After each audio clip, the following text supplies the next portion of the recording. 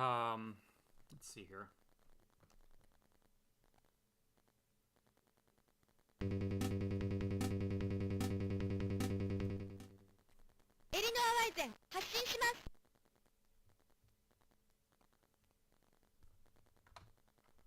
Alright, get the disc in. Okay. Quick menu. Disk control. Load new disk. Disk 2.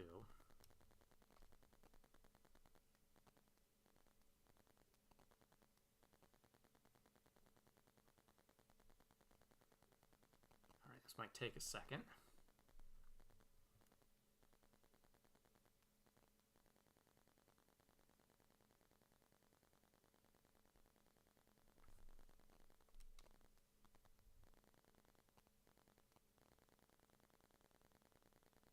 Or it might not work at all.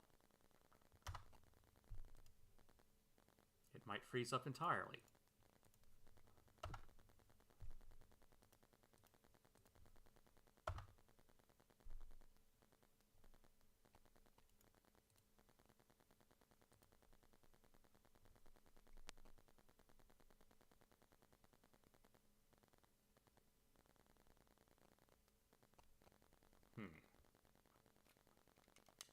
There we go. That should be in English. We've loaded the wrong disk.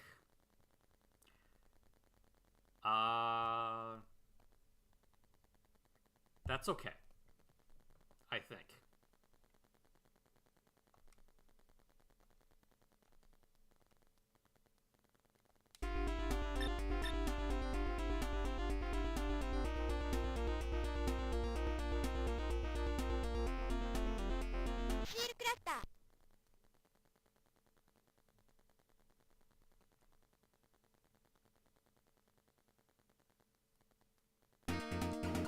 Okay, so this game is incredibly hard. I don't even know if I'll get far enough for it to matter whether we're playing this in English or not.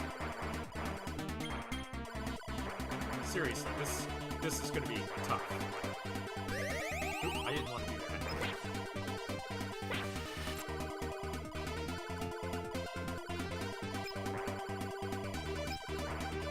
Can you hear me okay?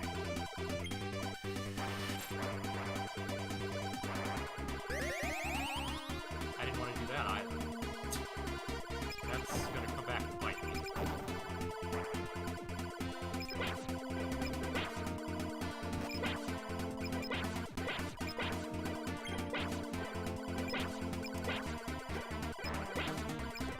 At least we're playing on easy.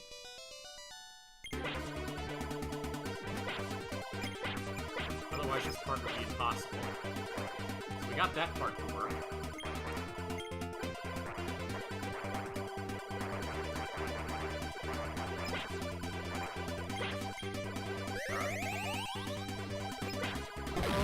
Oh. Okay, that's already gonna be a serious blow. Okay, got a shield, that's nice.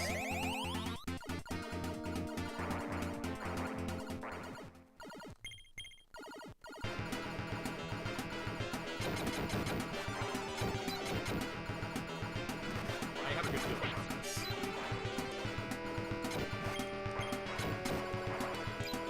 Not doing too badly. We lost a life.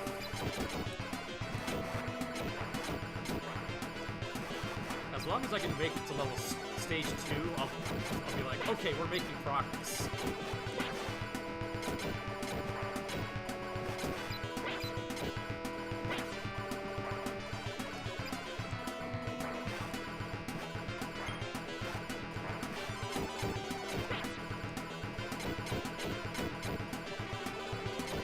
This is just the mini-boss, by the way.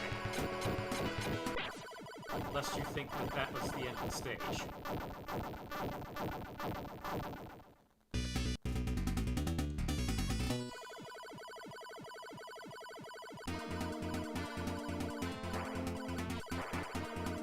It's fully my intention to stick with Arm Zero if I can, just to get up the... Because if you switch to a weapon, it'll it'll weaken whatever your special weapon is by one stage. So we want to level up 0 all the way, because that's the one that goes the fastest. And then pick a weapon to switch to, so we don't have to struggle to make it more powerful. Unfortunately, it takes a lot of effort to get to the quad laser in this game. This is, I would say, this is probably harder than Super Aleste, this game. Even though in Super Aleste, they use a checkpoint-based system when you die, there's still not a whole lot of... This game just has no room for weakness, you know?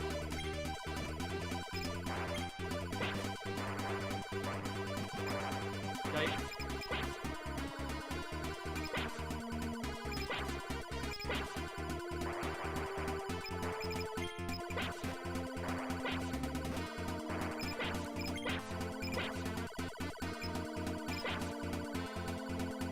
Anyway, the more we level up Arm 0, the faster the main gun is.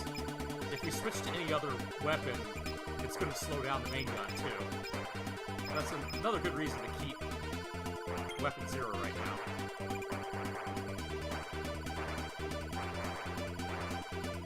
But eventually, I kind of want to... I do tend to lean a lot on Weapon 3 once we can level it up enough.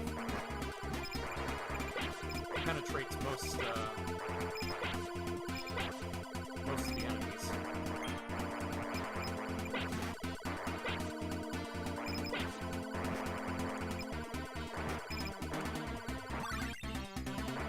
Got 2 shields going.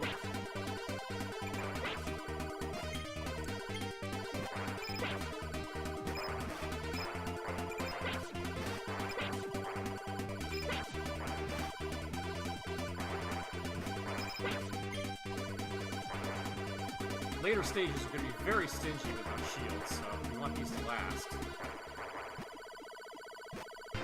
Alright, I think this is Rose's first attempt to take us down in her mech. So we're going to blow up her first ship. Okay, I forgot she sucks. All the bosses suck off her shields. But we still won. We've got the triple laser. You can see it's not nearly as good as the one in the first Aleste. Alright, there's stage 1 of 8 clear.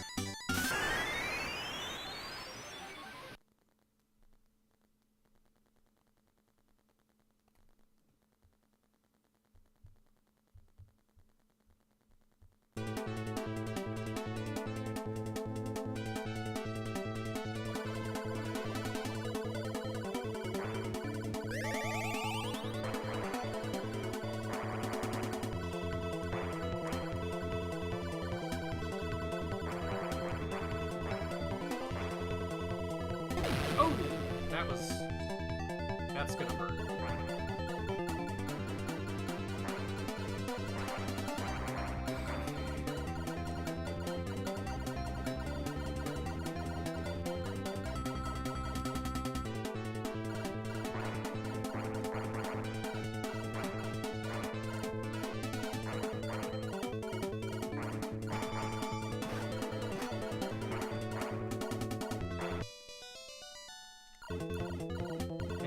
Dropping the 2s like crazy. I'll take 3, what the heck. It's gonna be level 1, but it's something.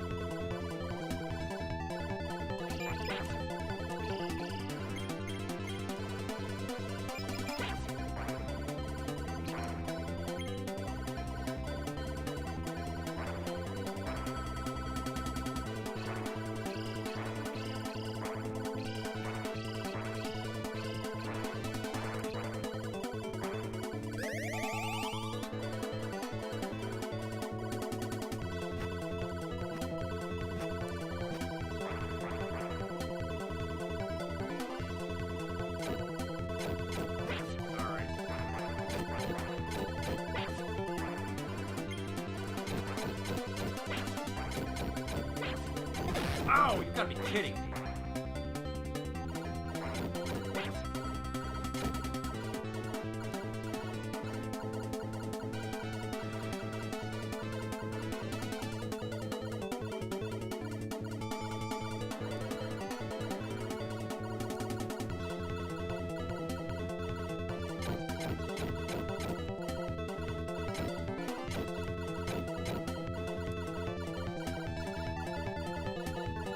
Come back, you coward. Coward!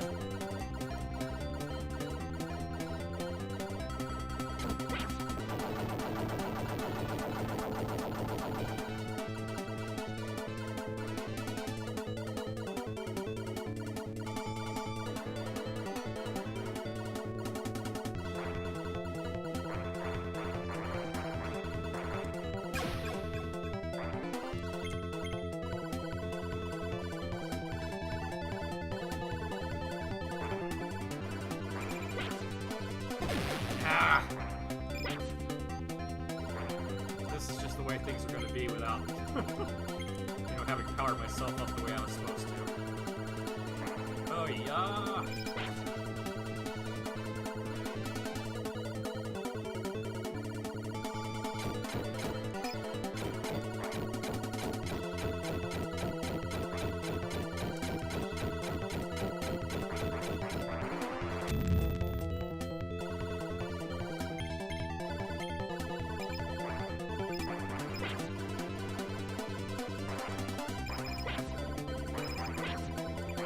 I do like the soundtrack in this game.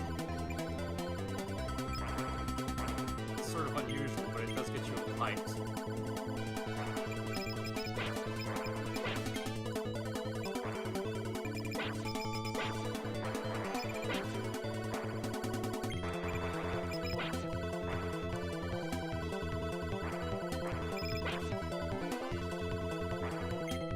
I'll take it.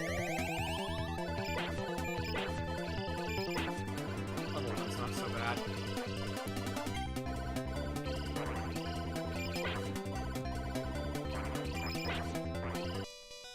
Oh, you gotta be kidding me. Just as I was getting that extra life, too. Alright, I'll take it. What the heck? These homing things are not... Oh. Okay. Well then.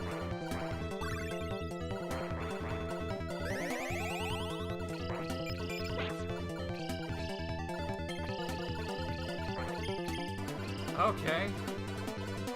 I guess I'm gonna do pretty bad at this.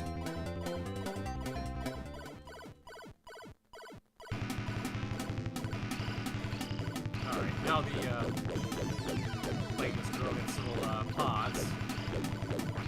This fight's gonna be a lot harder to get left in the mid-boss stage. Okay, well. That another try. Fewer lives and less power than before. This is gonna go great, huh? Alright.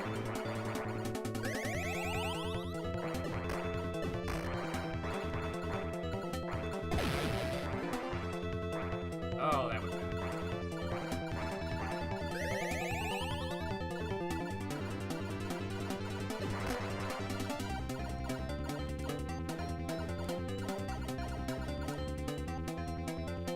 I swear, these things wiggle so much you think you're gonna hit them.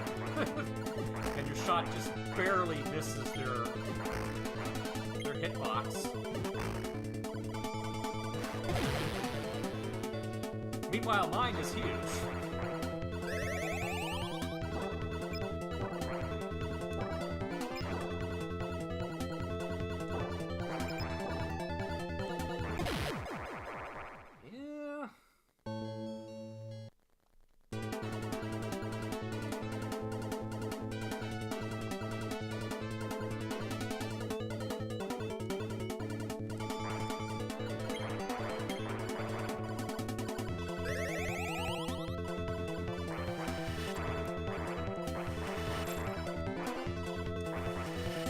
This weapon's not bad.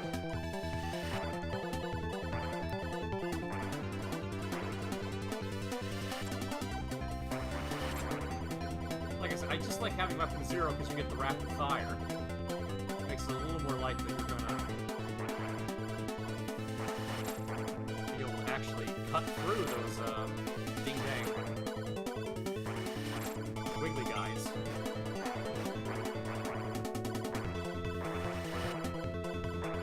Let's try that.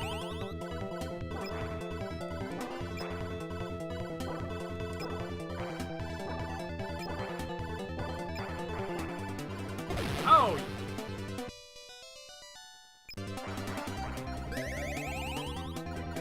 I do not like this weapon. I should not have picked it up.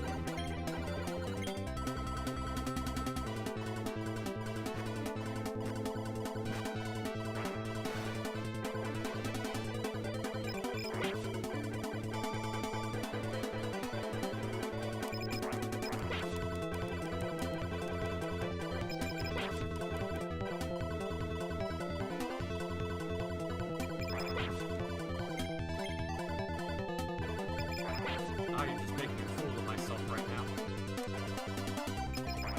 Well, this is mostly just a test to see whether the microphone is working properly this time.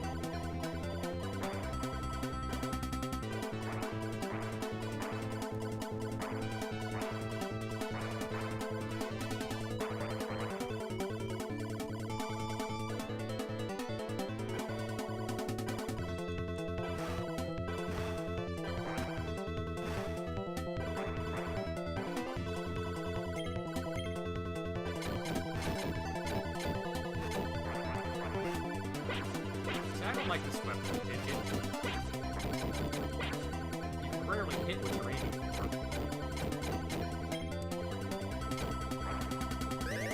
There we go. There's some firepower. Of course, it's level 1 now. Come back here, coward. Come on.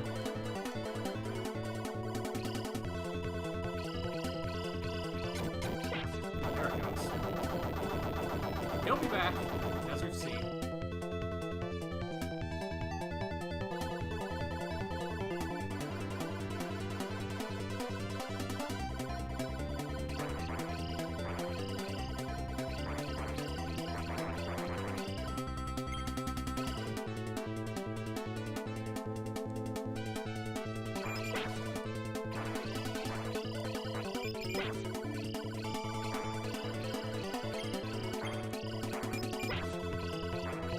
Oh, you gotta be kidding me. I swear that thing made a right turn at the last second somehow. What? What?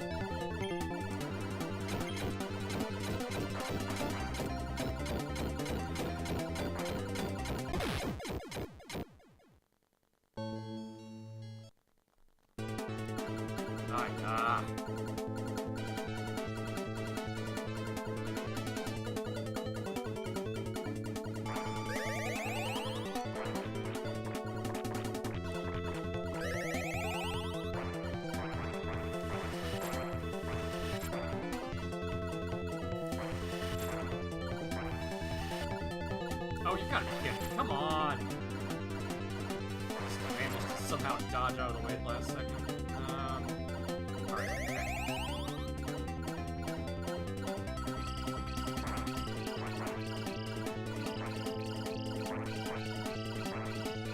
Stop it with the wigglies!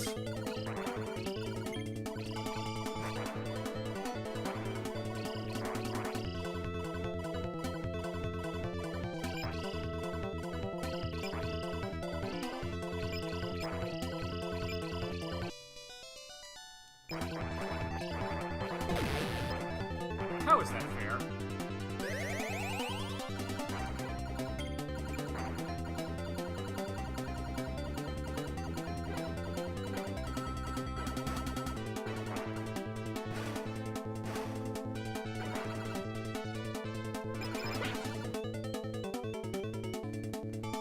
Would you believe this game gets so much worse than this? I swear, level 6 is just like... It took me hours and hours and hours of trying to finally beat it.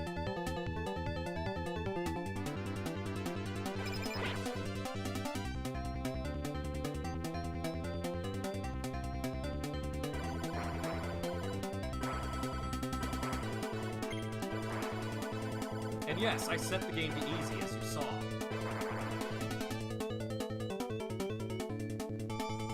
The default difficulty mode is the hardest, by the way.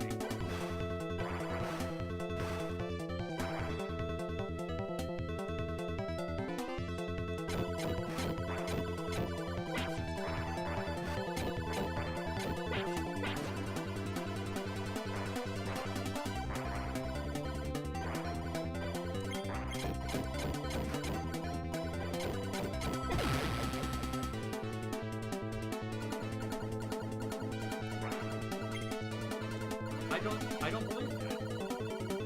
Hey, Scantron, can you hear me okay?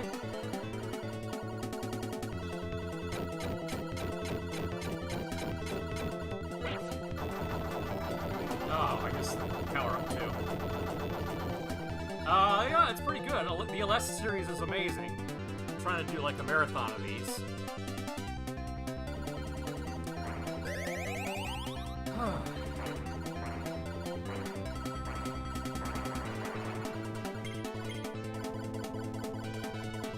This is the hardest one in the series, so I'm been cursing up a storm over here.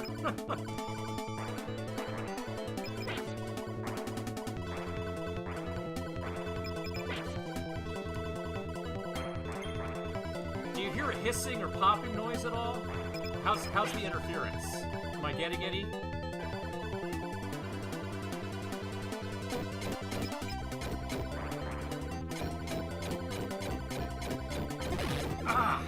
Missiles. Ridiculous.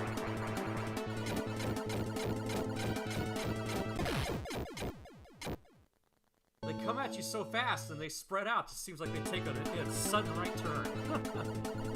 I'm gonna give this one more try, and then if I can't beat this stage, we're just gonna move on to Aleste Gaiden, which is much easier.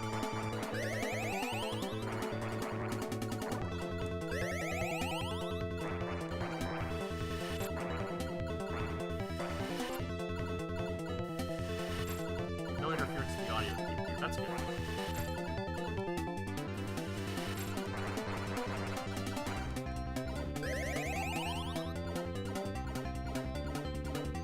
See, if I was doing well at this game, we'd have like a level 4 laser and just kill everything before it even showed up. I'd have kept all my power-ups to the first stage, I wouldn't be in this position. Oh well.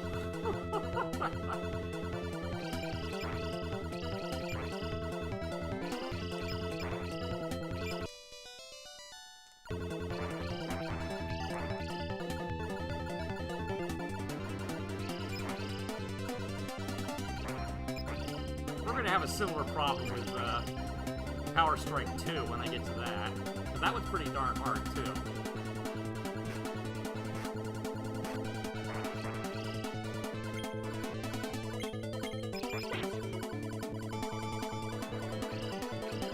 No interference. Oh, that's good.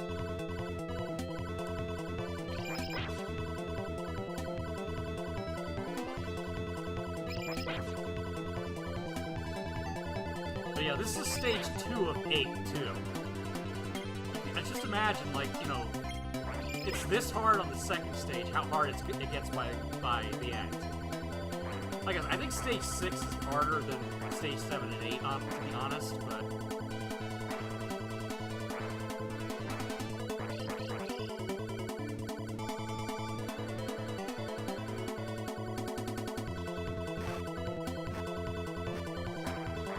Part of that might also have been that I managed to carry some stuff from stage 6 into 7 and 8 and keep it.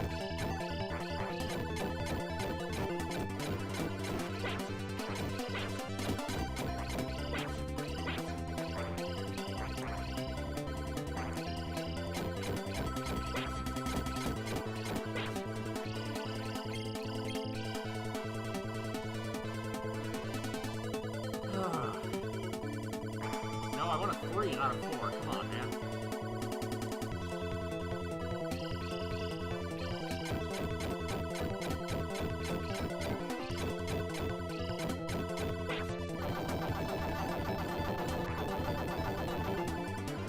He'll be back if I get to him.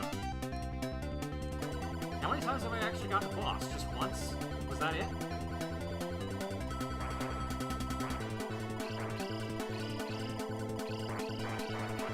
a 3!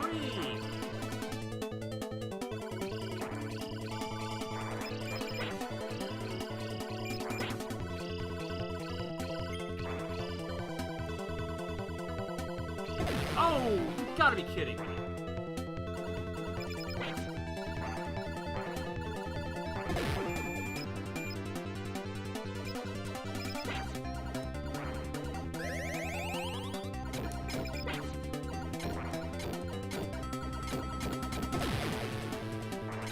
I'm not even sure what hit me there.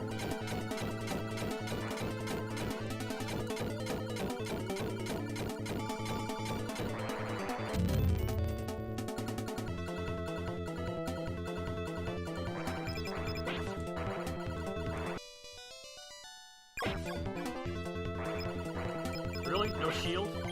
Alright.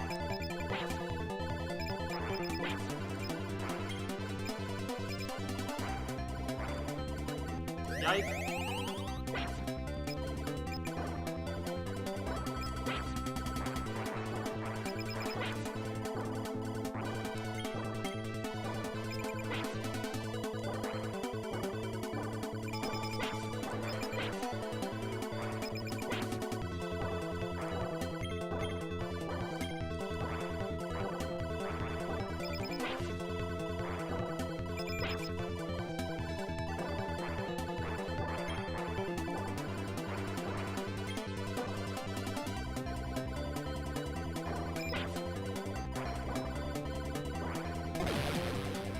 What? Haven't given you an extra life in a while either.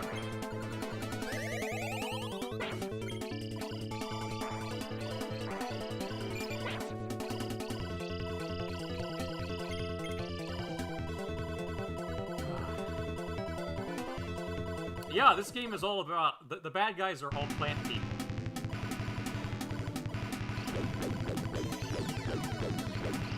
This is not going to go well, though.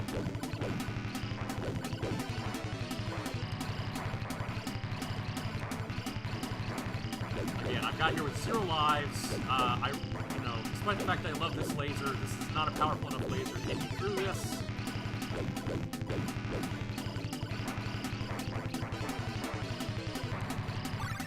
Alright. That shield is going to seek to destroy one of the turrets.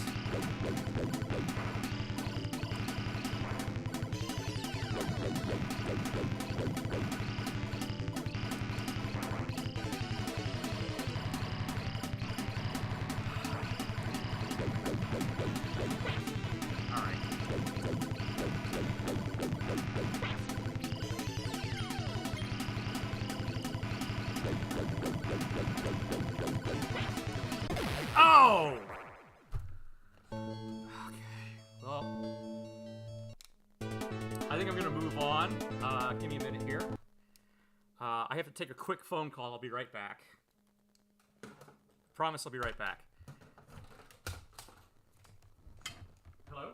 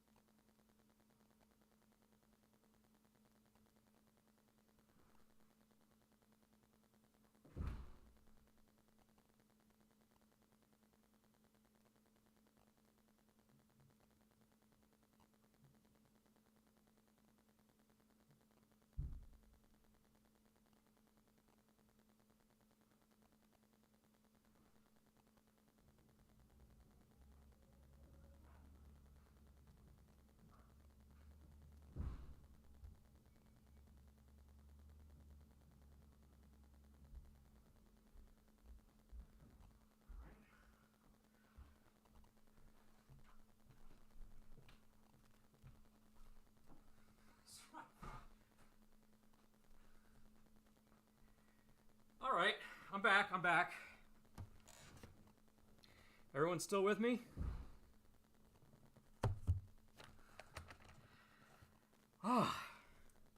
Alright, well, I apologize for my performance in this game. We'll have to come back to it some other time when I've got more practice. I'm going to go ahead and switch to Aleste Gaiden. So let's see here. Aleste Gaiden is interesting in that it was part of a mail-order subscription service that Compile ran.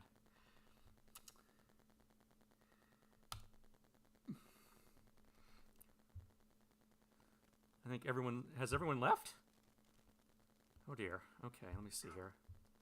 I have to take a quick phone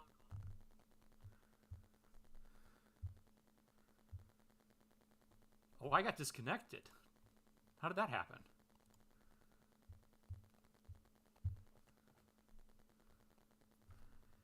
All right. Anyone still watching? Let's try and do this. Load content.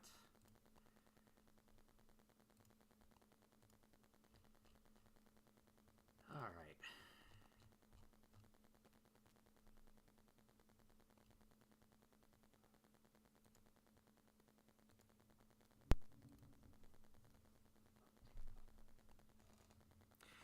So this one was part of a mail order service. It was a subscription service that Compile had, where they would send you discs in the mail. And normally they had demos or games that were released in chapters. They could be either visual novels, puzzle games, whatever they were working on in their spare time that you got to play for a small fee. And they were just mailed out. But sometimes you were lucky enough you got a full game on there, and this is one of those cases. So this is still a shmup, but it's a run and gun as well. We're playing a little guy here instead of a spaceship. But this is technically the third game in the series. It just has no real connection to the others.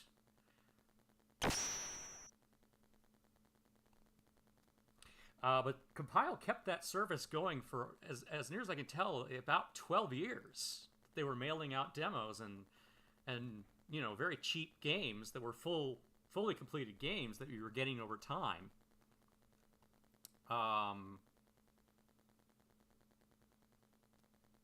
Once the MSX was sort of outdated, they moved to the PC 98, and then ultimately to releasing stuff for Windows before they closed their doors in 2001.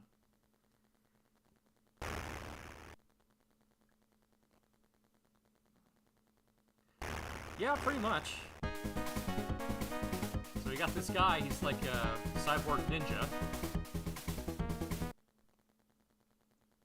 So like I said, fortunately this game's a little bit easier. Hopefully I should be able to finish it. It's very short as well.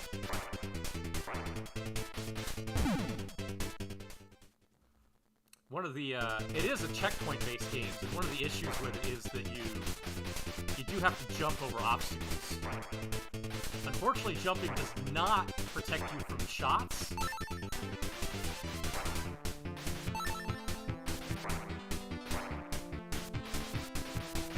I guess we're supposed to be in a future New York where there are somehow tons and tons of statues of liberties that got destroyed. You just saw me there make the mistake of trying to jump over a bullet. That was foolish of me.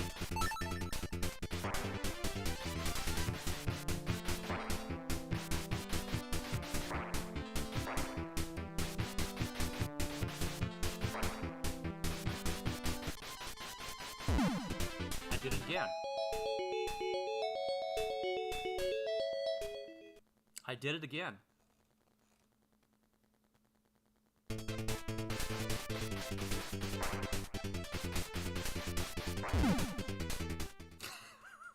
Well, that time was just stupid.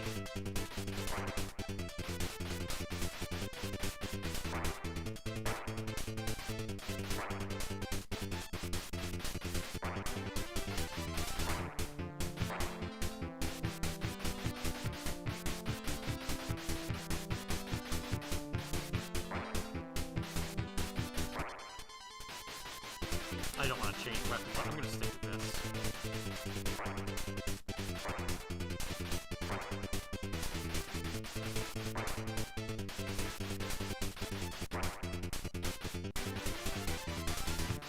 Alright, we're doing better this time.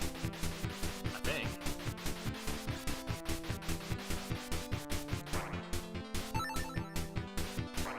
Alright, bigger ninja stars.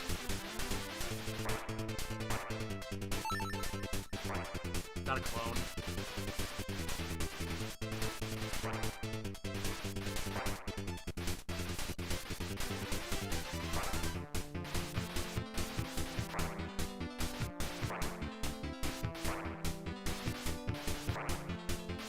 Am I gonna sneak in and get that? There we go.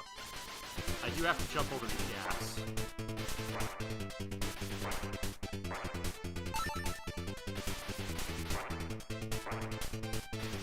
Alright, I think we're at max power now.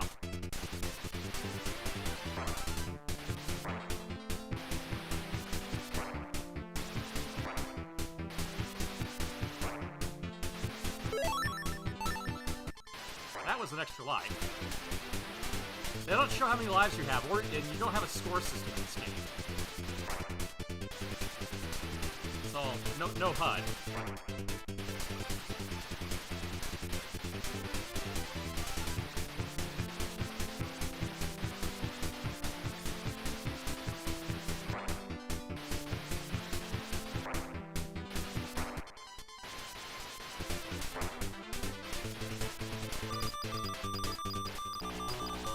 Alright, first boss.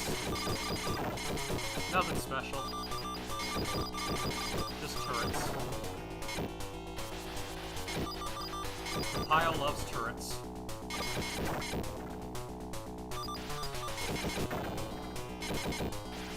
I still was really disappointed. I really thought I was gonna beat that airplane boss in 2.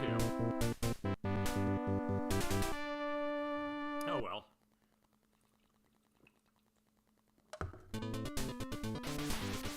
Alright, stage 2.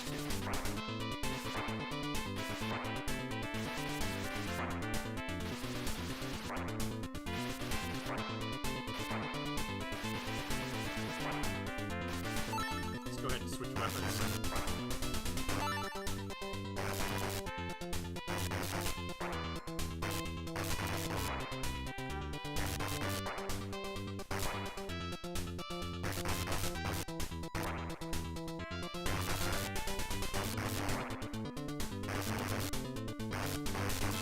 That's a long gap to make. Alright. Unfortunately, I can't turn around.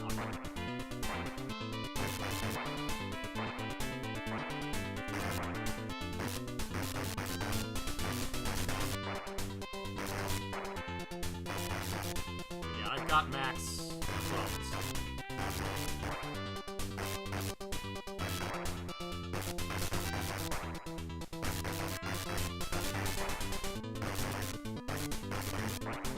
Alright, everyone can hear okay? Got that groove in your ear? They actually wound up reusing some of this soundtrack, I think, in Robo Aleste, I want to say, on the Sega CD. We'll see it later. I did not mean to pick that up. Shoot. Alright, well, that's okay.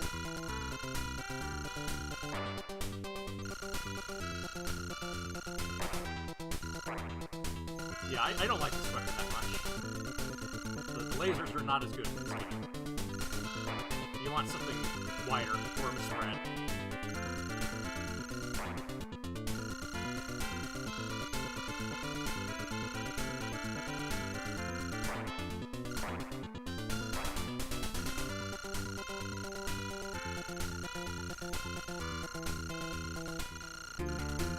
Alright.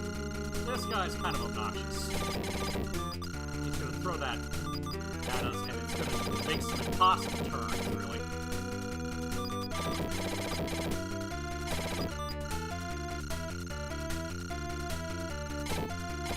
He takes an insanely long time to kill, too, if I recall correctly.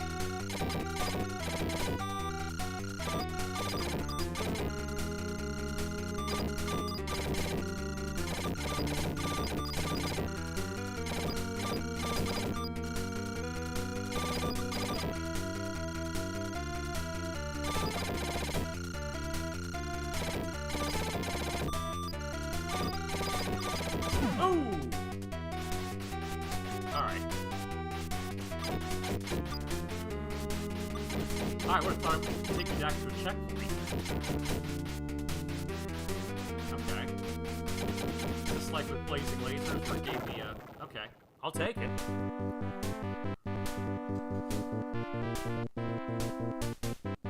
I mean, blazing lasers and Super Aleste have this system where you can get a special kind of extra life that gives you a respawn instead of taking you back to a checkpoint. I guess that's what happened there.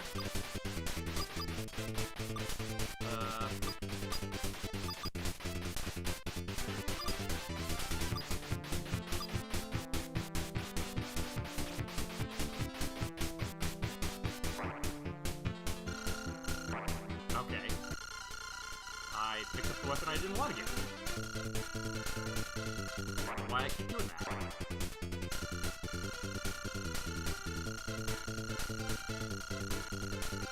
Uh-oh. Yeah. Knew that was coming.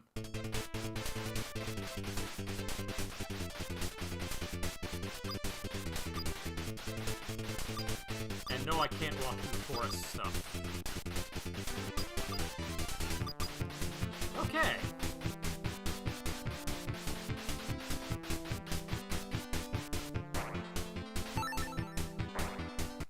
You can see at this low power level, this doesn't have the wigglies. So it doesn't have as much spread.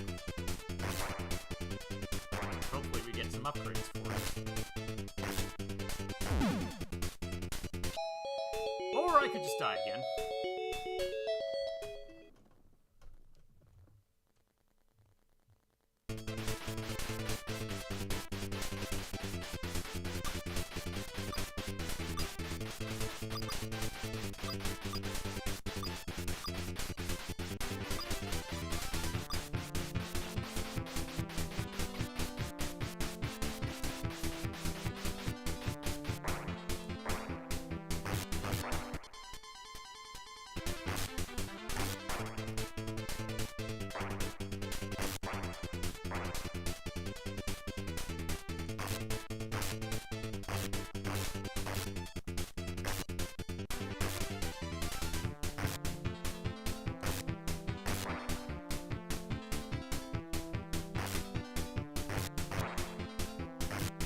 Kind of a funny strut, doesn't he, with those little arms waving back and forth.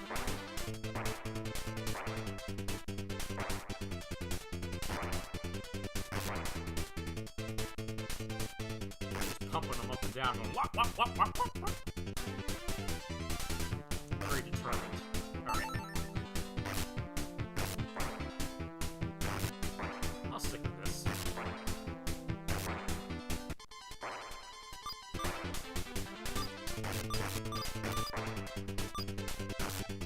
If we get one more, we can get our Wiggly back, I think.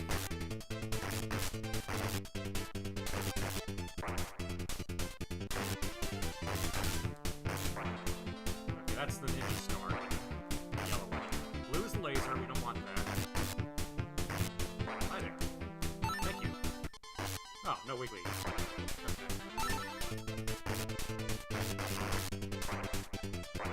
This speeds up my fire rate. Okay, that's still good.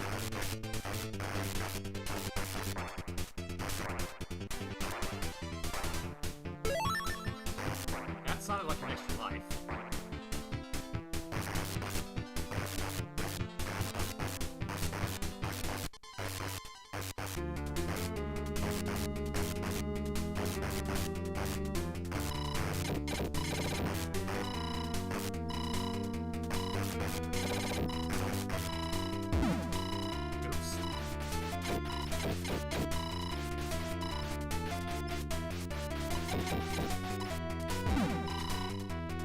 You get so busy dodging the little shots, you don't prepare for when he's going to hit you with that fast laser.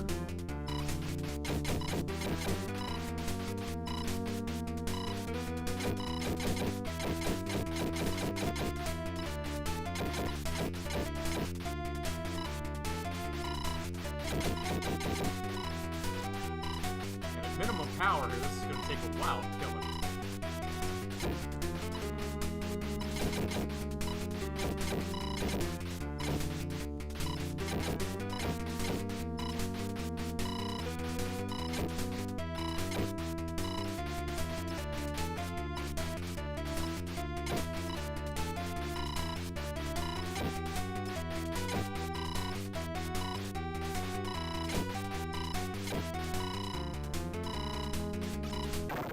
Alright, we got him. Got him! Alright!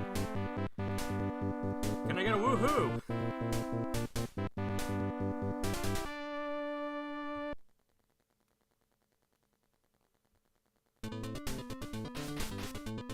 Alright, I think this is the penultimate stage.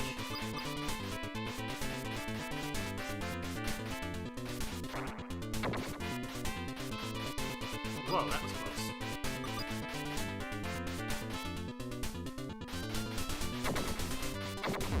Ah! Well, that was not close. That was right on the money.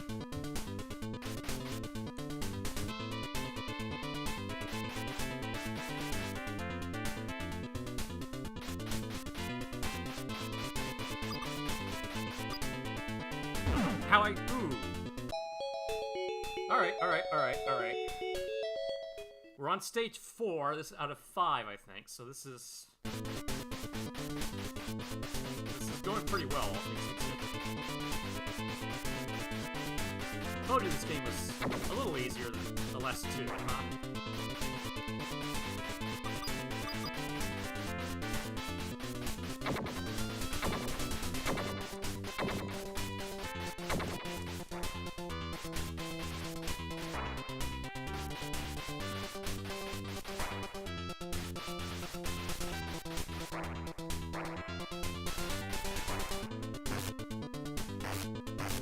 Now we're just kind of climbing these temple steps.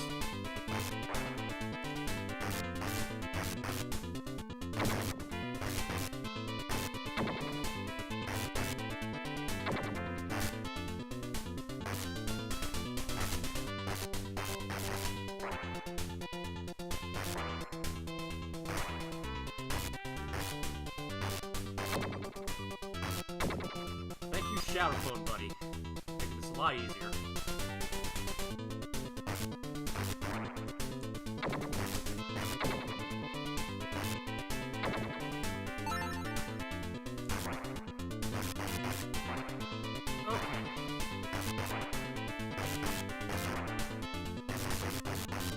Oh! How far back does that take us? Alright.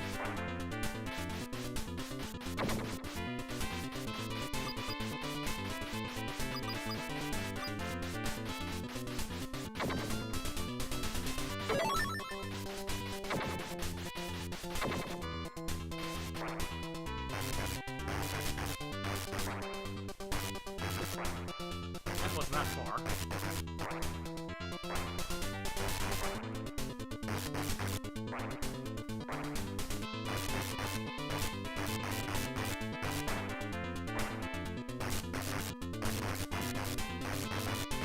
I'm glad those dogs are robot dogs. I feel kind of bad about killing them otherwise.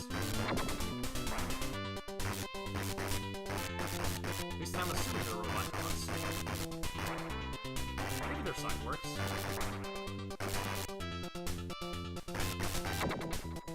Now I've got thinking about Friender. Frender's a good robot dog. Well, actually, he was a cyborg in the original series. Alright, boss time.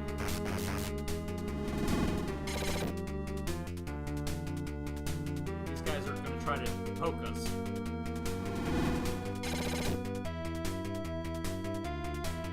That's pretty much all they do.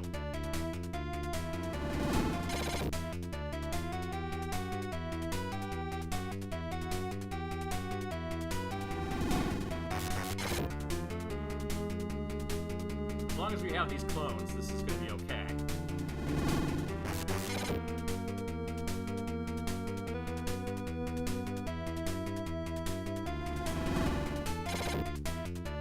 It's going to take a while this way, but we'll be okay.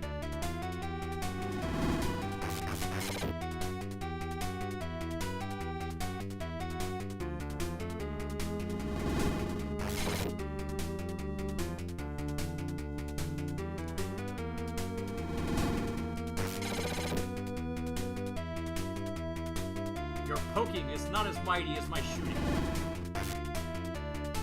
No poking! No!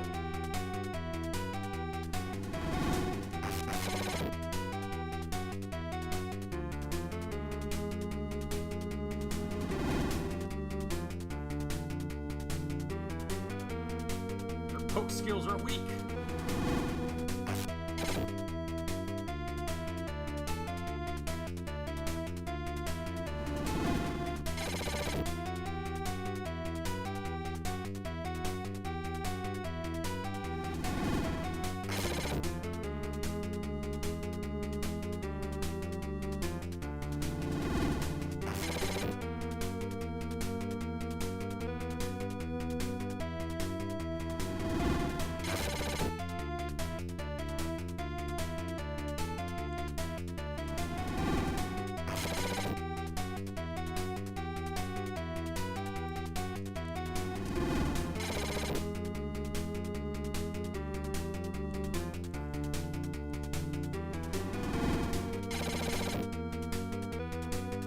Pathetic poking skills.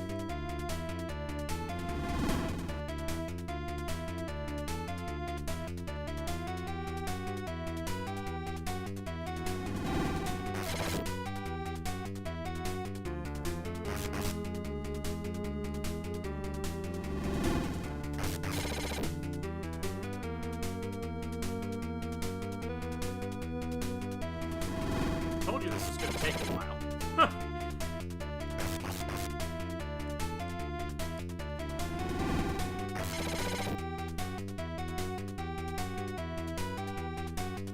I need more witty banter.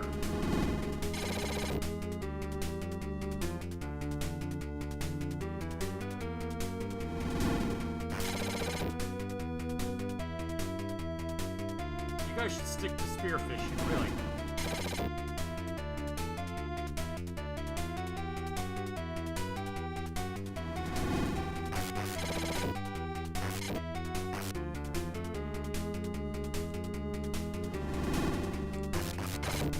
Stop poking me, this is not Facebook.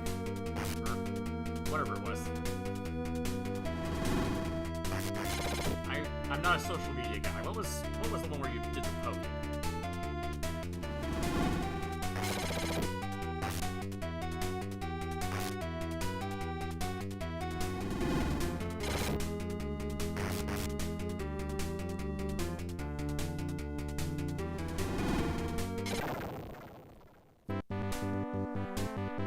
Told you we'd get him eventually.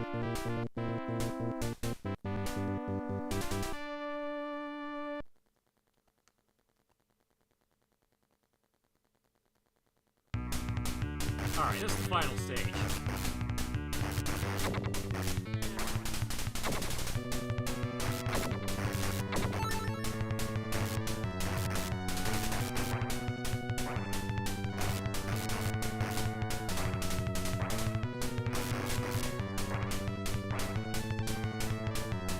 Jump! Oh, made it.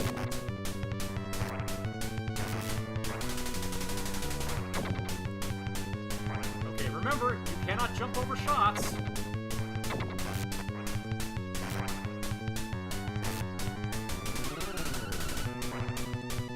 matter how much of a violation of basic video game rules that is, we cannot jump over shots.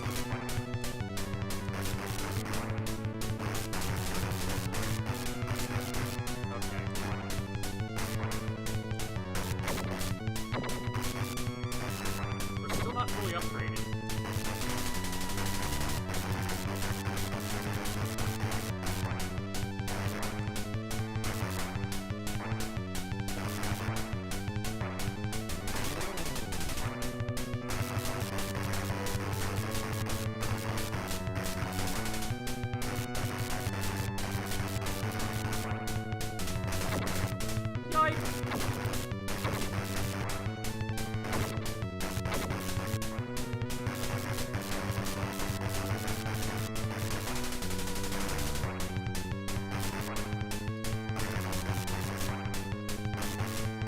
Oh!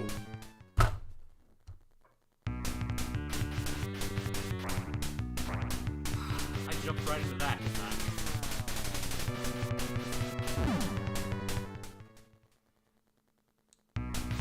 I'm doing that blinking meme right now where I'm like, what just happened? Alright. It's alright. As long as I can survive.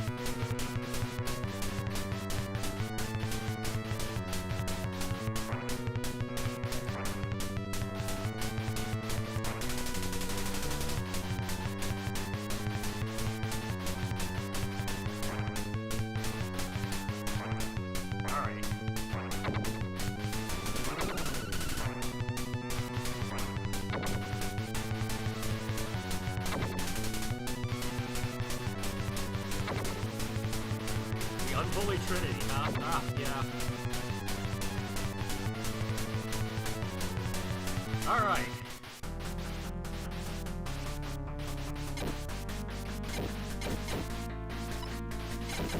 This is gonna be interesting.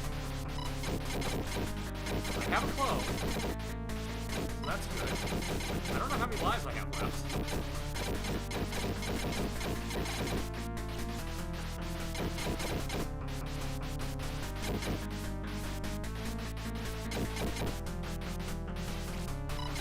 Oh! Answer is none. Alright. Well, that's the final boss.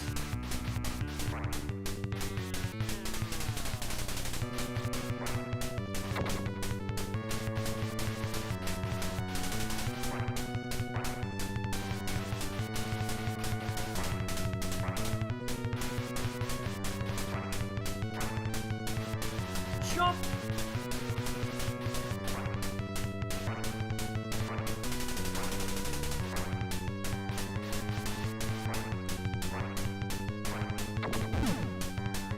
That was not good.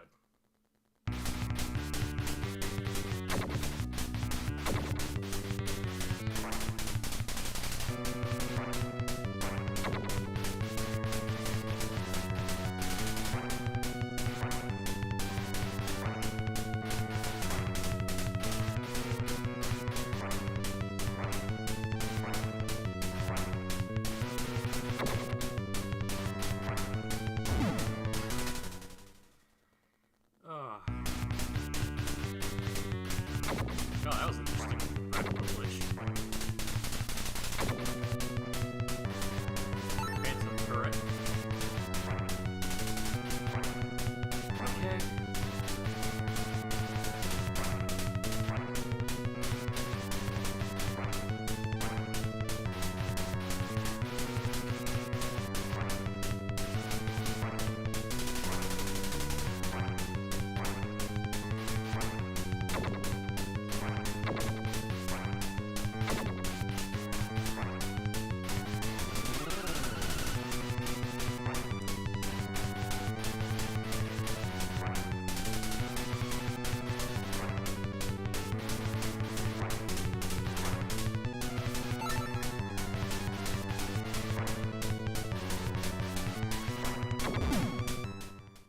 Stop trying to jump over the bullets.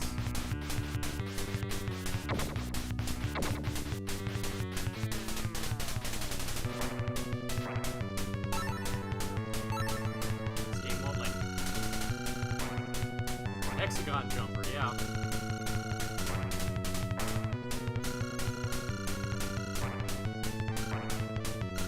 Everyone knows computers are made of hexagons. That's just common sense.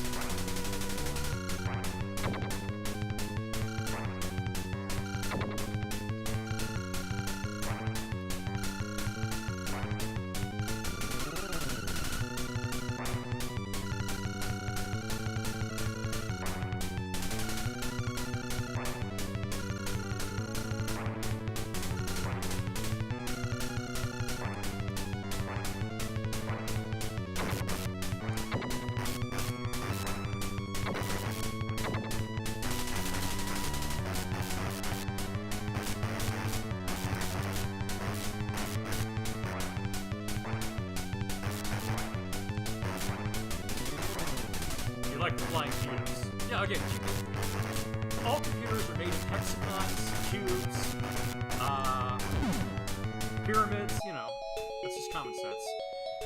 Okay, well, we got to the final boss. I'm gonna move on and keep this train rolling and show the next game in the series, which makes the jump to 16-bit. Alright, we're gonna load up Musha Aleste on the Sega Genesis.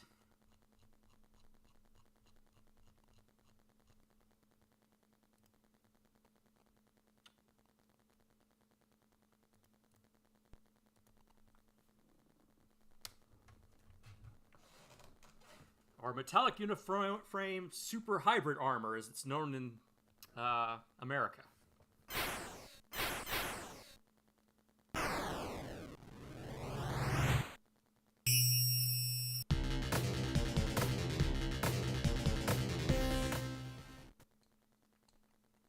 I'm gonna go ahead and set it to easy.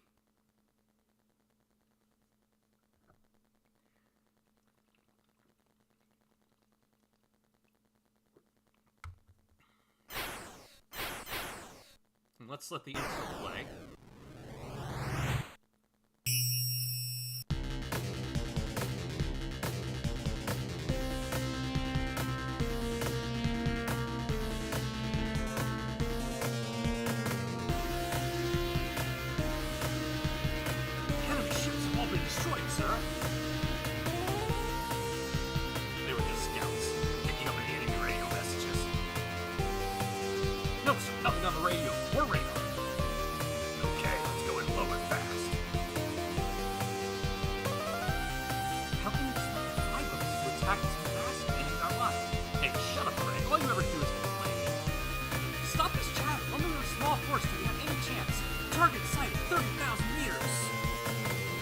Very much a parallax heavy game, yeah. It's so powerful. Your defense systems, so stay alert. Lieutenant Emilio! It's attacking that distance. There's no hope! Here comes the second barrage. There's no escape. Quick! Commander! Red leader, look out! They're attacking. Their power is place unstoppable. I'm hit! I'm hightailing it now! This is failure! Retreat! That won't do anything. We can't help our people by running away. I'm going in! Terry, this is an order. Retreat now! Don't play hero!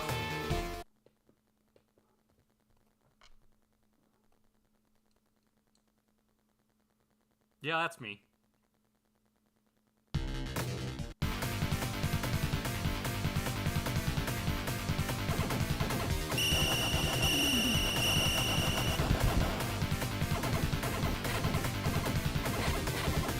Start out.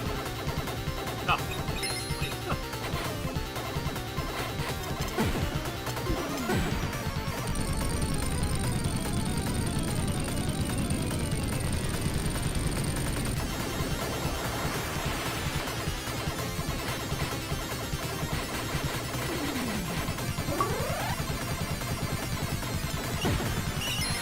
This game's pretty tough too. Like, usually it's fairly fair kind of tough.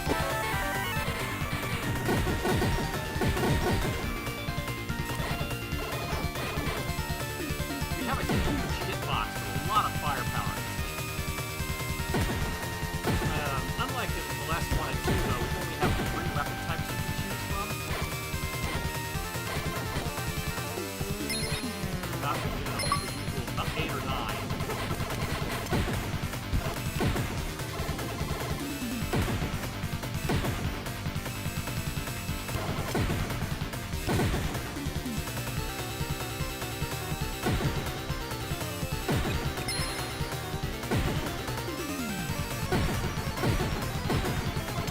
Everything in this game is very Japanese.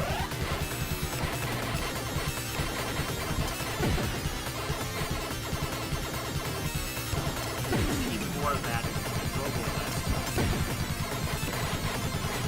Japan, that one's from Denny West. Yeah, that's really... like it takes place in all the history of Japan, where you're fighting during the Second World War era. Giant robots.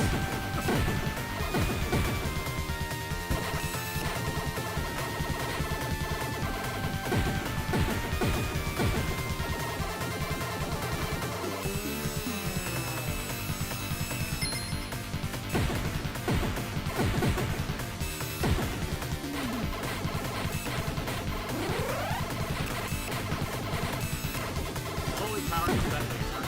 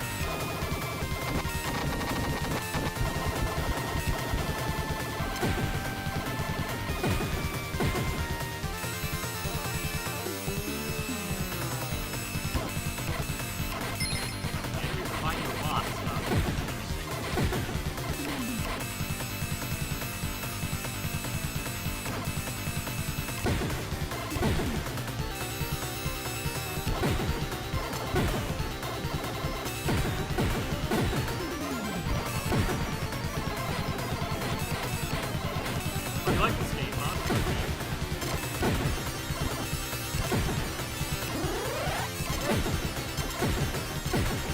Alright. Maybe I should do more schlucks then.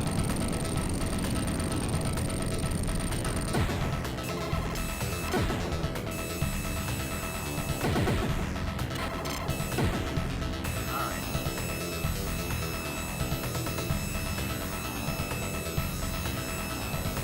Crazy Yoda tank thing here.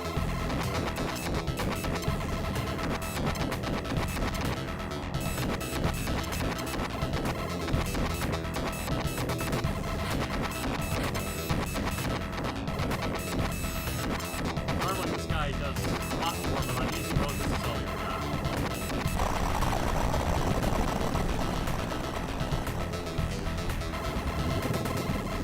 I'm gonna go inside!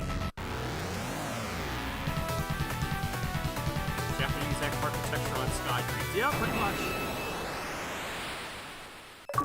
On treads, too. Alright, this is where things get crazy, because we're inside the pagoda now. We have to worry about the wall.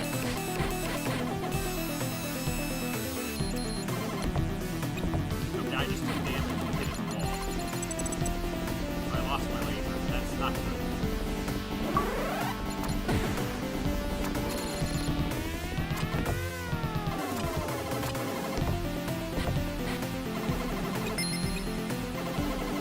Yeah, if you take the any damage, you lose your weapon first. But you can keep going at least. Not the end of the world, but keep it down for me. Alright, so I switched to the bomb here. I prefer the Alright, got the level 1 laser.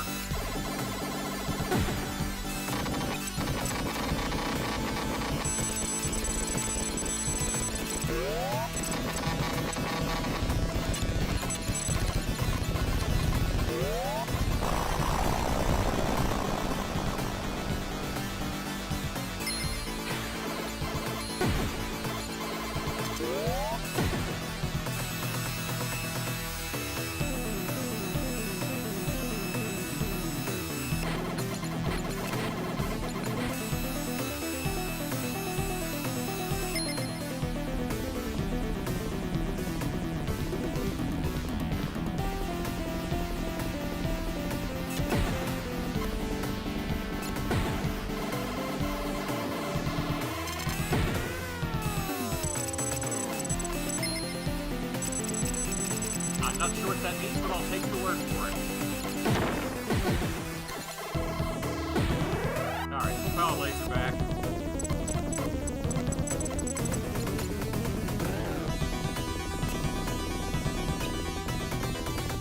They're a little stingier in this game with extra lives, huh? Oh, hello.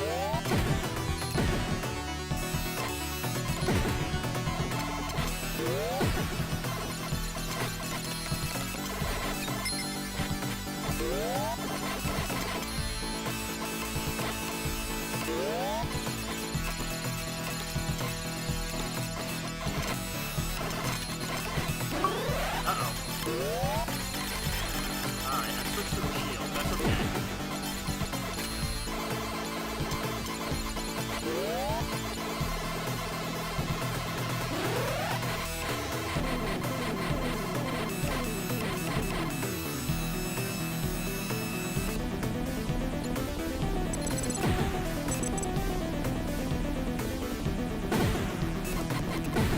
Running on a turret.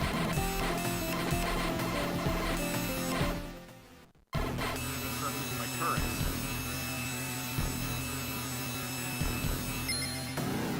Alright, there's one extra.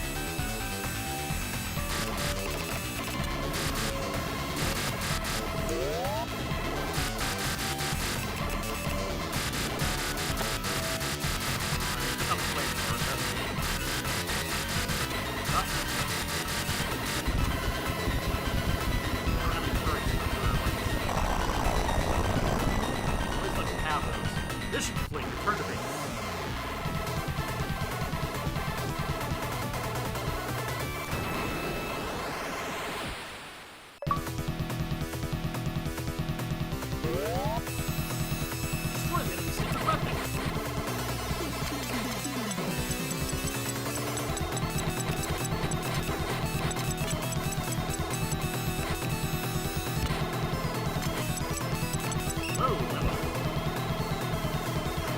Oh, hello.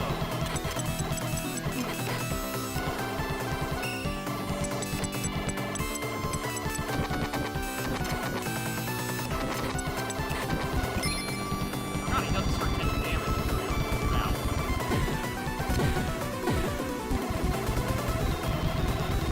Okay.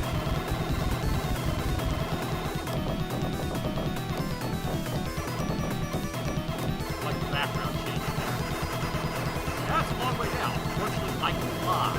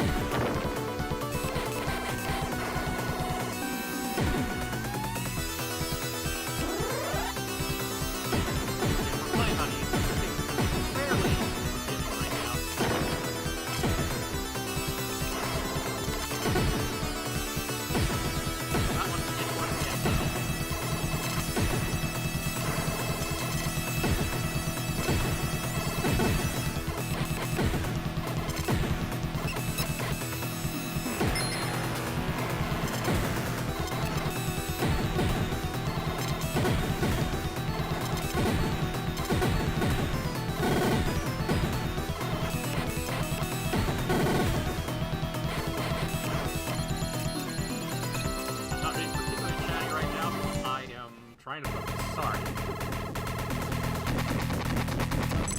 Yikes.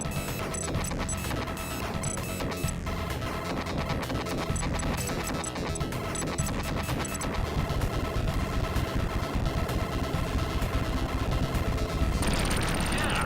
Alright. This guy's back.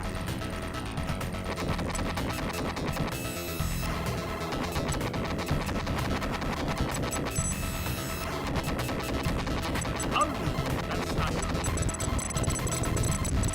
Well, I spy. That's lost my weapon.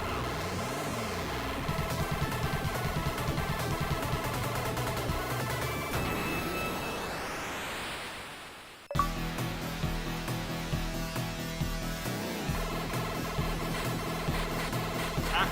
Destroy your long-range attack bomb. Give me. Yeah. Want that back.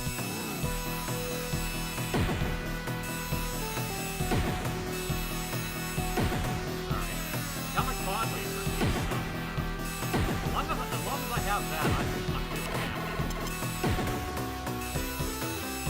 My big green lasers always good to have back. Creepy face. I do not want to see that. Come on, buddy. Blow up. Working me out. That smile is never good.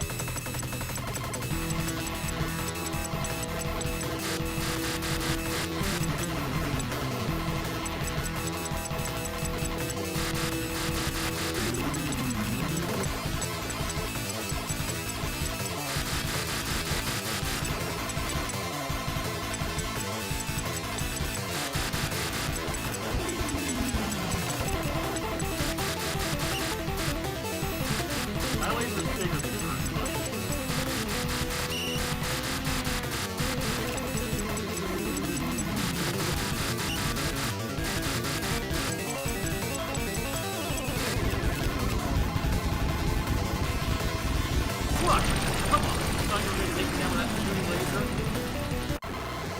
Oh yeah, absolutely. Predates Matrix the Robot Baby at big time.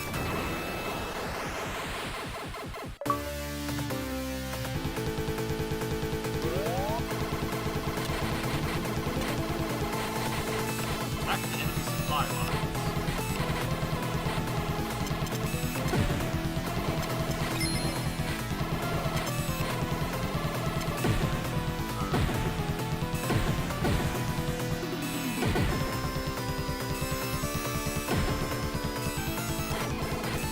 What's kind of funny is that there's a prequel to this game that was released by a different, same developer, different publisher. That was on the PC Engine.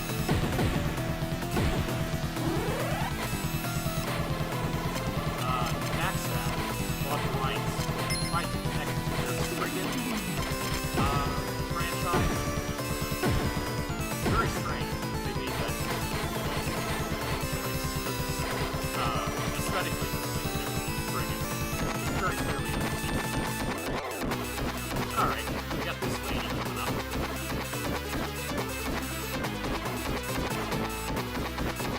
She's going to be following us throughout the entire stage.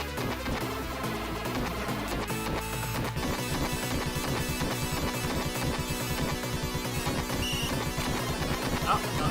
Okay. Got that one.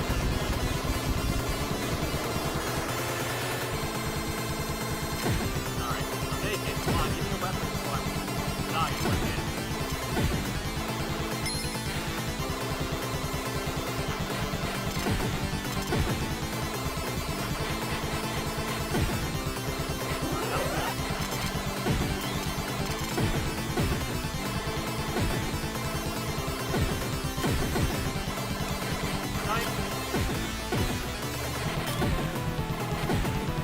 That's a lot of flames still.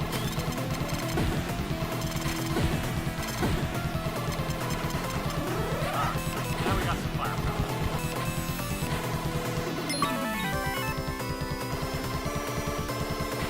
I think we got 10 spare turrets, you know?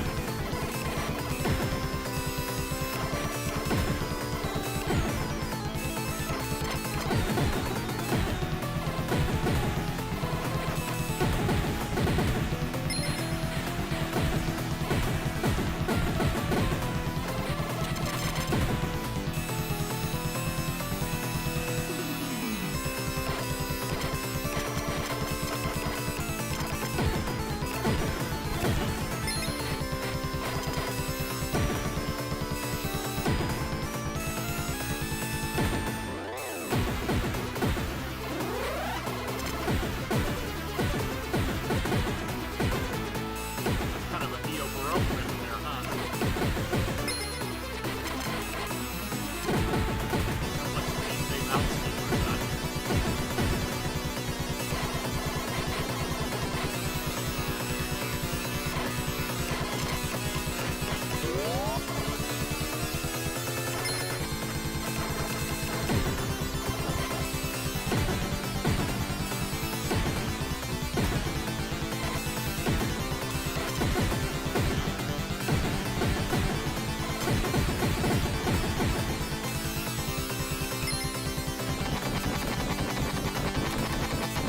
This guy's actually the final boss. He comes back with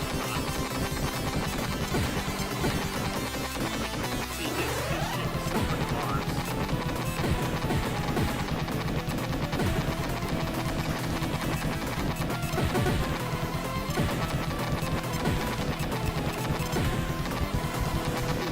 So he's going to do that a bunch where he flies in and attacks us for a while and then flies out. Alright, this boss is pretty tough.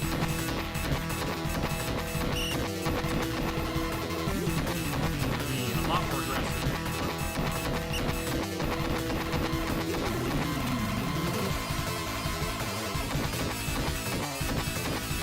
I don't like my chances. Pretty. Alright, now the biggest match comes up. Get serious.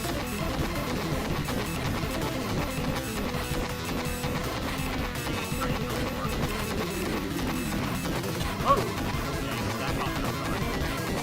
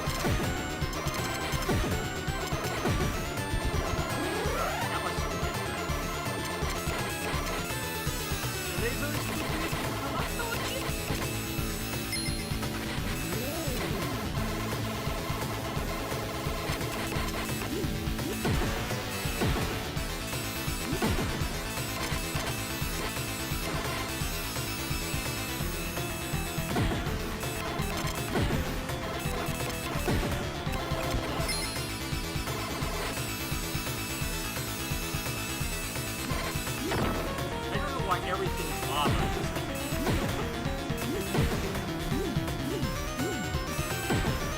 That guy was like, you know what's a great tactic? Put everything in lava.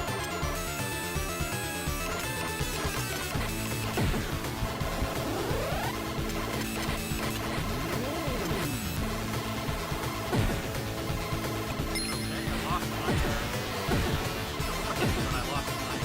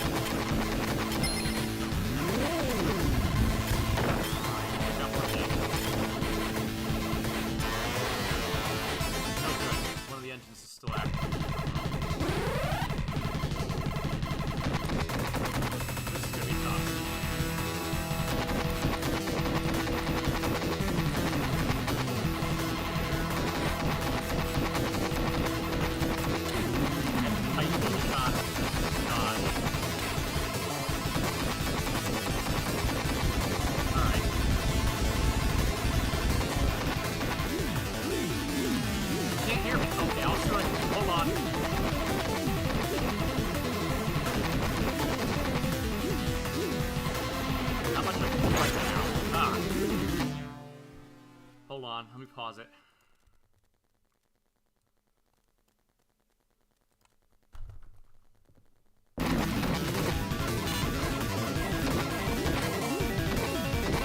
This is on a retro card. That has the retro achievements built in.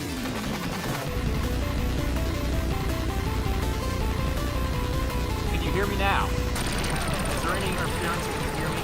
Right, the main headquarters.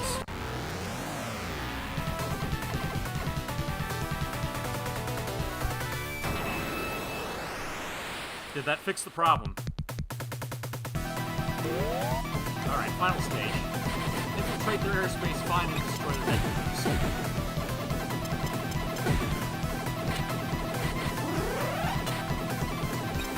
I am not optimistic about my chances right now.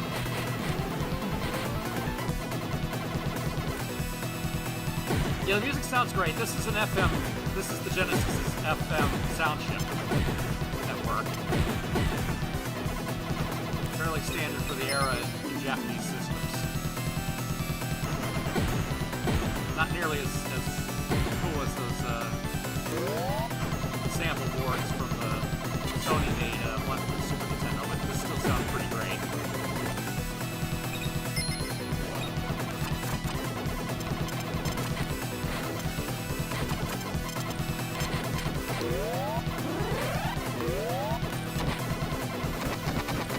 Ah, jeez.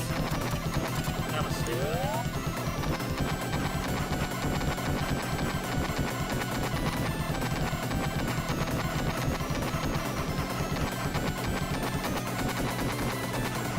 this whole stage is a doozy. It's an endurance test. It's very long. We're gonna have boss after boss after boss here. Still look, okay?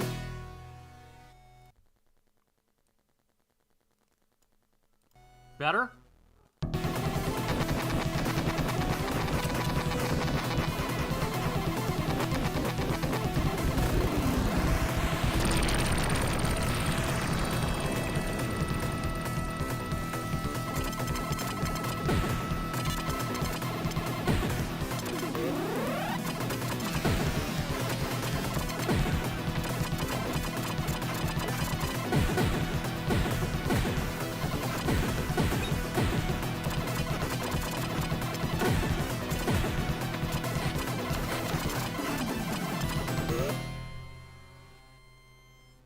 Low volume for the mic still. I don't know what else to do.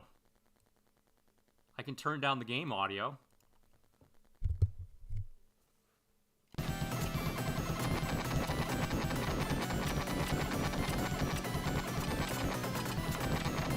Like I said, this stage is a lot.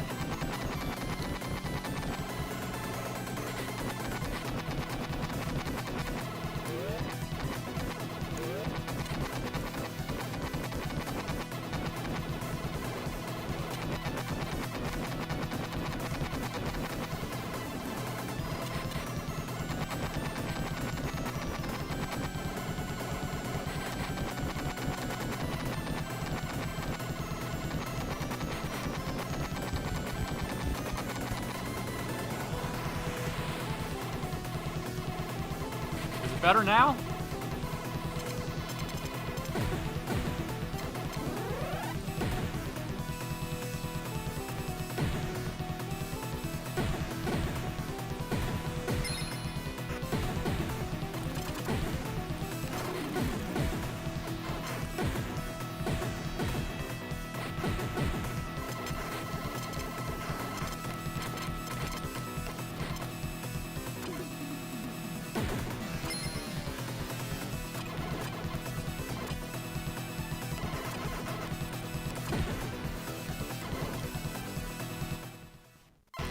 Alright.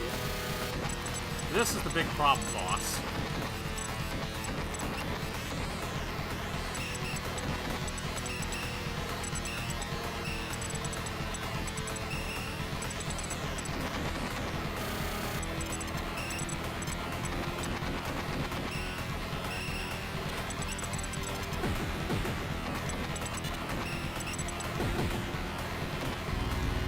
Alright.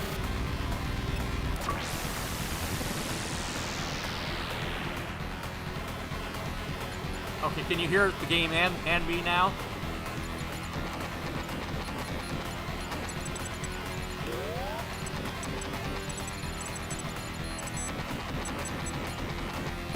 Ah! That was a bad hit to take. Alright. I like this.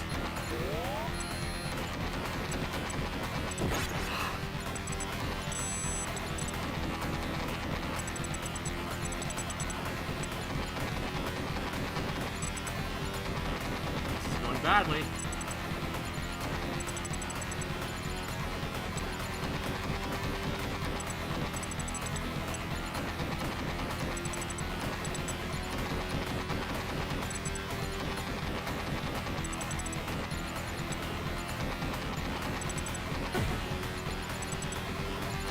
After this, we still have to get through one final duel with our rival.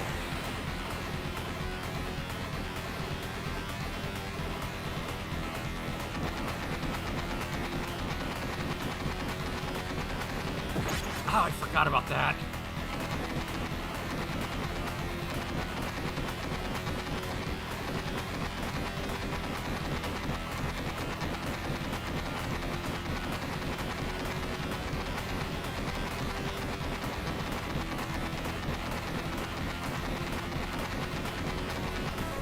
Alright.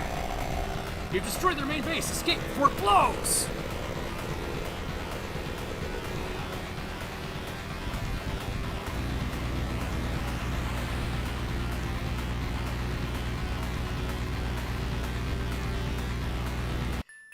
You think that's the end, right? Dock with the mothership. Hey, we won, right? Game over. Everything looks cool. Nope. Somebody wants revenge. Ah!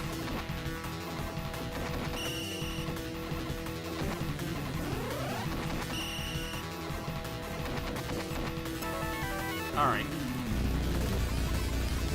I forgot they only give him one form on easy mode.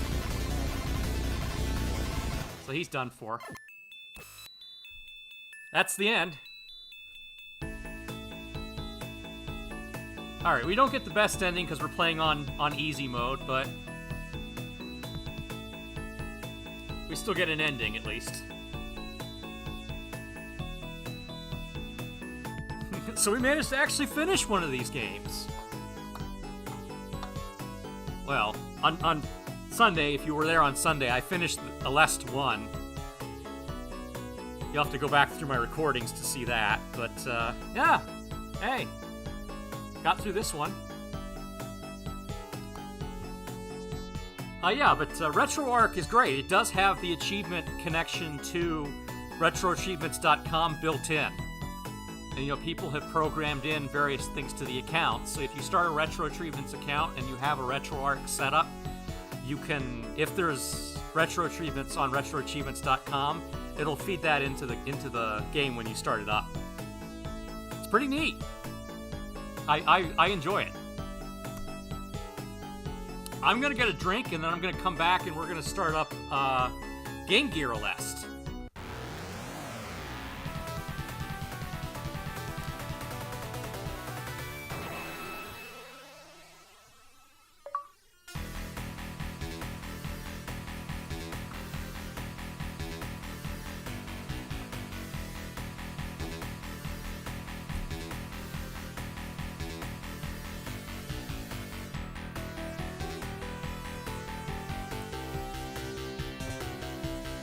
Yeah, everyone loves this game. I've never met a person who has a bad thing to say about it. I think it's great. It's one of the highlights of the series. One of the, I mean, the Genesis, the Mega Drive, has tons of great shmups on it, and this is honestly in the top 5.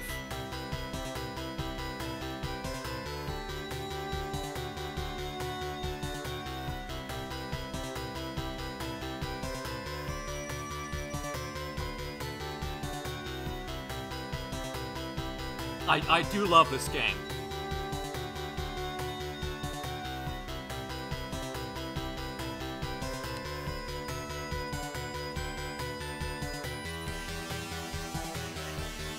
Can you hear the music okay?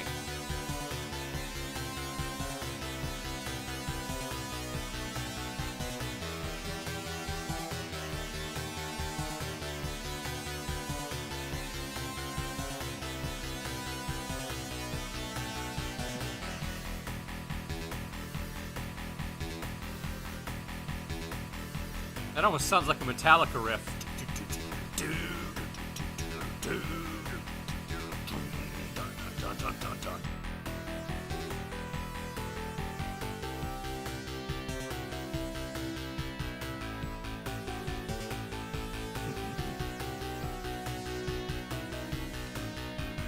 What do you think? Should we get together $200 to send a copy of this to Jason Steele?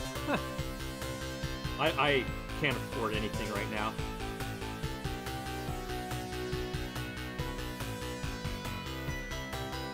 Maybe next year.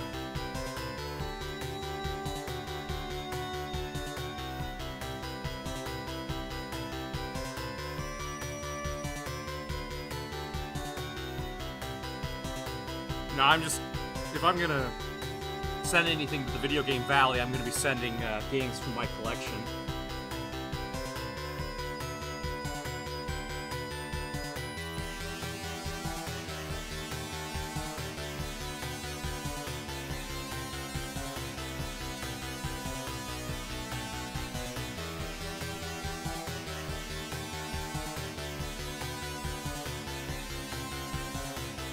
So, because we played on easy, we don't see the, we don't get to see, most of the ending here. If you play on the higher difficulty levels, you see them take Terry out of the mech, and she gets a hospital bed. Everybody comes by to visit her, and they're like, "Yeah, great job." But here, all we get is an ending scene where we see the bad guys destroyed mech.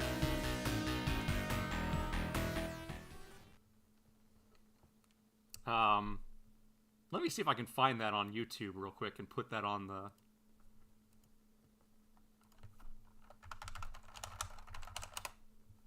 capture, actually.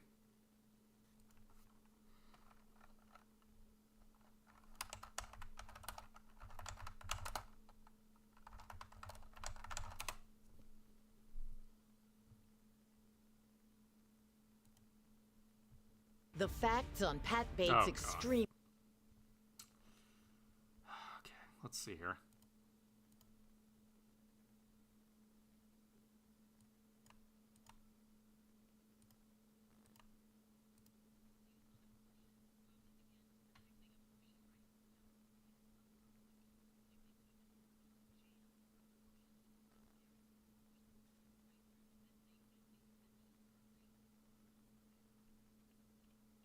One of these days I should pay to get no ads.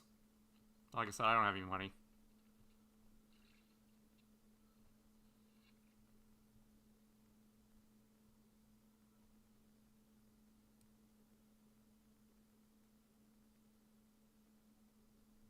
Okay, that's not even the right video. Oh well.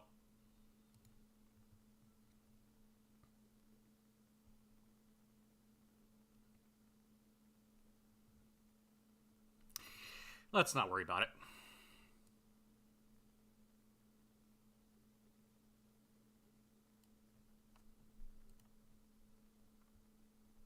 Yeah, I know it's a time saver, but I don't have the money to spare right now. But I agree with you, yeah. Alright. So next up in chronologically is Game Gear Aleste. I think that was next chronologically. So we're going to load that up.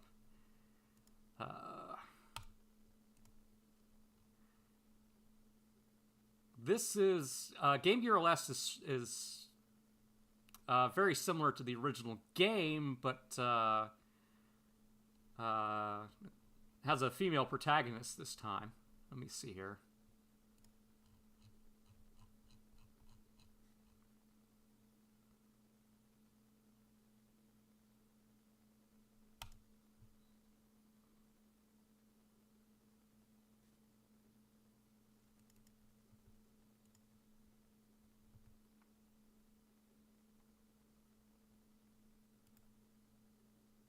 Okay, it just crashed on me.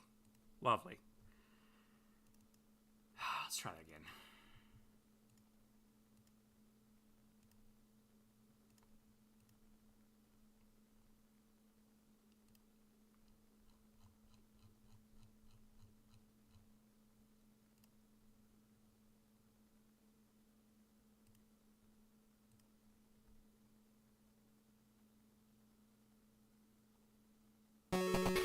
There we go.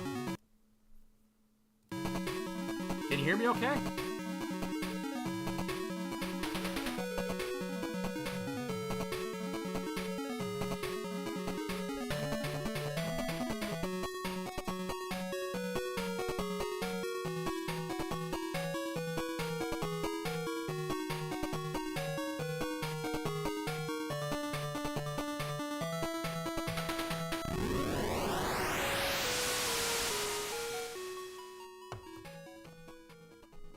So I've never been much of a Game Gear fan, but I gotta admit, this is a really good game. The fact that the Game Gear screen is so tiny, you know, that the dimensions are so... The resolution is so low. I always... It's just like, this isn't... You know, this isn't great, but... This game is a ton of fun.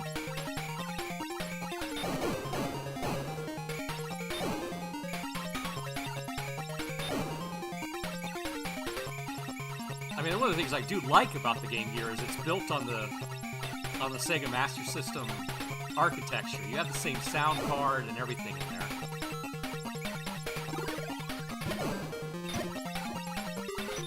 Oh! That was a bad hit to take.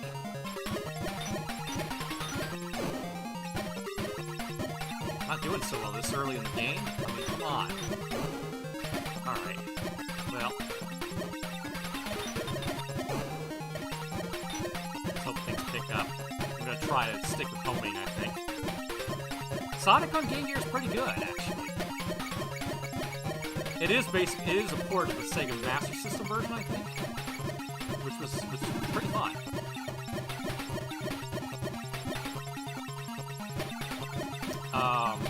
Actually, my favorite Game Gear titles are the Shinobi ones. Those are a lot of fun.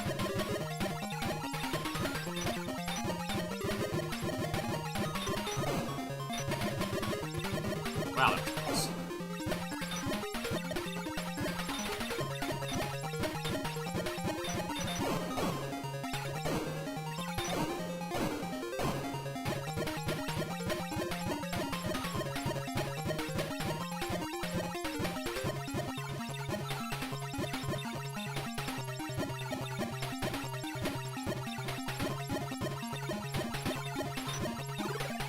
Alright, got a power upgrade.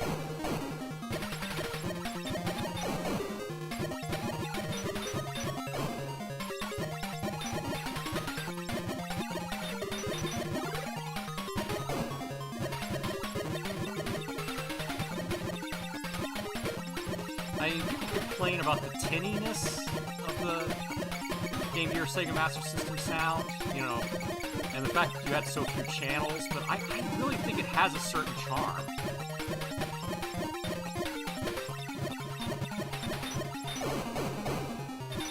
That was never my problem with the Game Gear. My problem with the Game Gear was the resolution.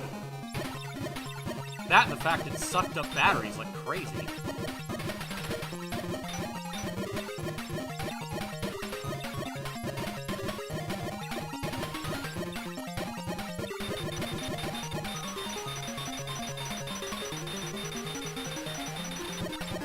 Yeah, I think the Master System Sonic game was only available in Europe and Brazil, though. It was one of those cases.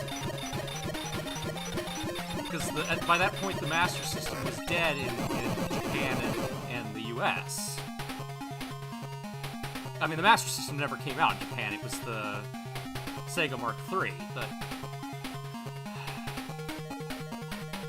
You know what I mean.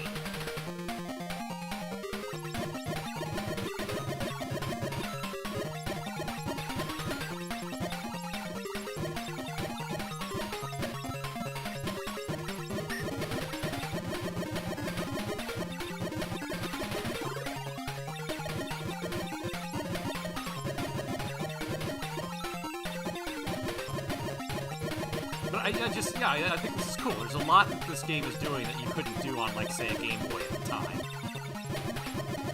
Obviously, the Turbo Express could do much better than this, because that was running the PC Engine architecture.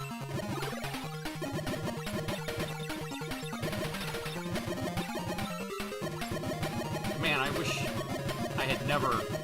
I threw out my Turbo Express because it was broken, but these days there's people who can repair those things so well. I just tossed it because I thought there was no way it could be repaired.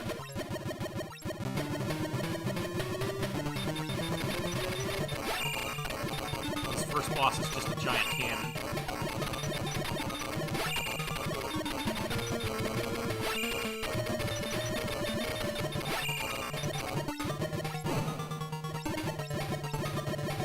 Hey there, buddy. Nice little smiley face on you. Got some missiles for me, huh? Okay. You do you. Yeah, there were a lot of Sega Master System games that got ported to the Game Gear, pretty much exactly, just with a lower resolution. I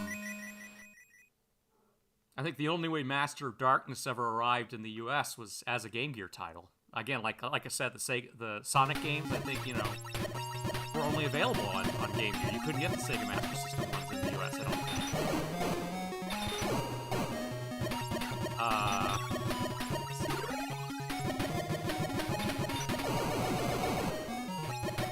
Let's try and switch weapons. this is going to serve me pretty well.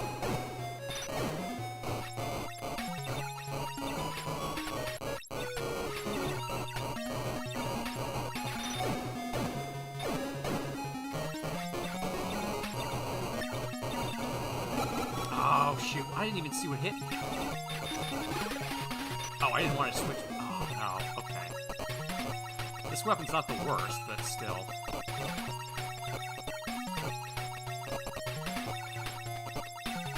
Nice thing is they let me keep my, the Vulcan power up.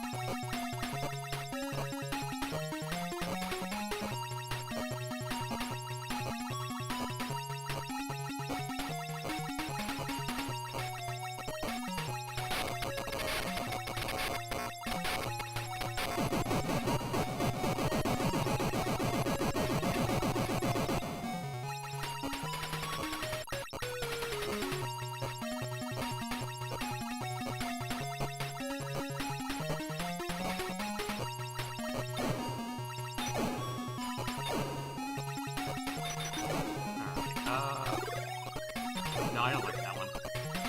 Napalm's good. That's nice and powerful.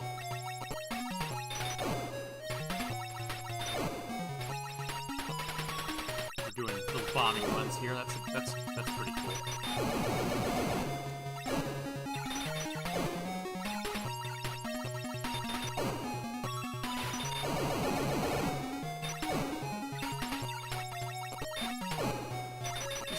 This is a pretty solid title. I mean, I think if I had this as a kid, I would have been pretty happy.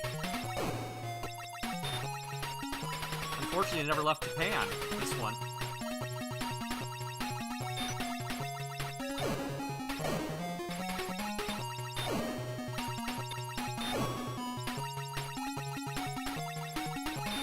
But yeah, there's no Sega Master System version of this game.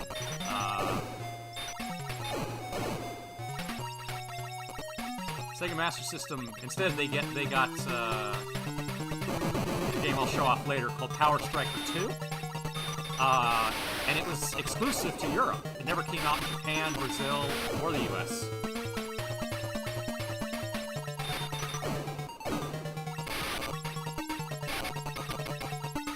Same devs. It's really good. Much harder than this, though.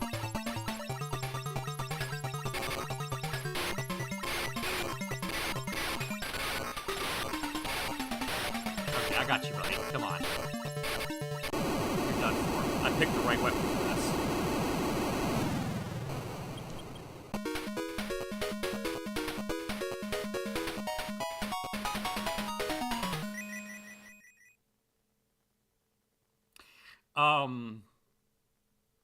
Yeah, in Europe, they made so there's a version of the first Aleste game, the one I was playing on MSX on Sunday. There's a version of that on Sega Master System. Oh, I ran right into that.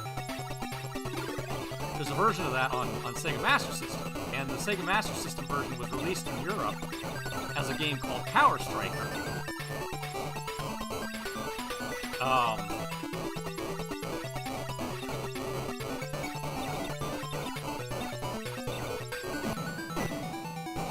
Anyway, so they made an exclusive European follow-up called Power Striker 2. Did not get a Japanese release. And that game has like a World War I theme to it. It's very different. It has like a steampunk aesthetic going on.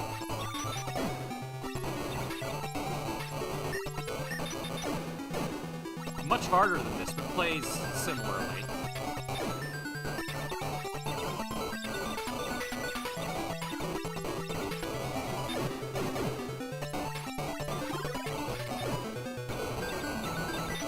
This seems like the right weapon for this stage.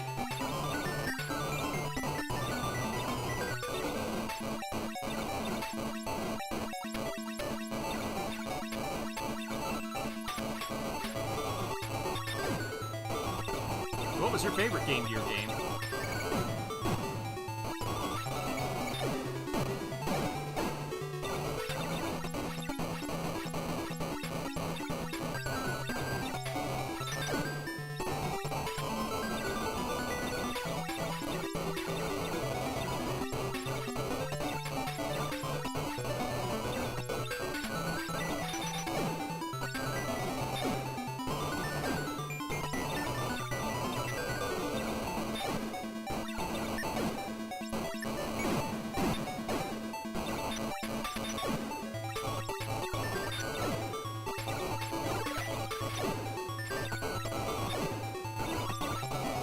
only problem is I don't think this weapon's going to be good for the boss. But we'll see.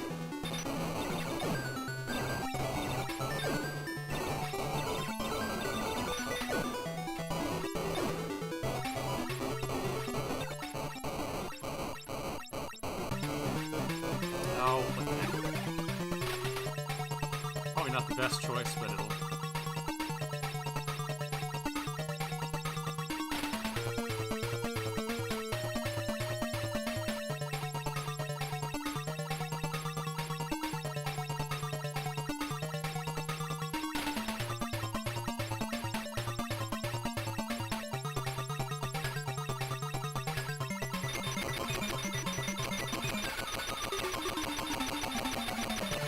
be able to take out those spiders better. Okay.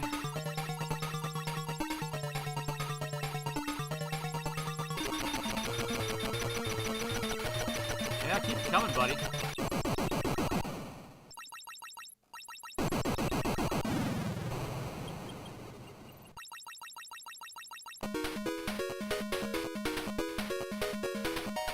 Taking out your spiders like John Goodman and Arachnophobia.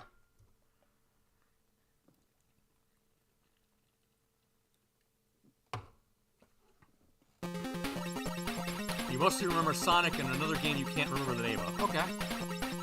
Fair enough. I can't remember too many Game Gear games I liked myself. Alright, we got a bonus area here.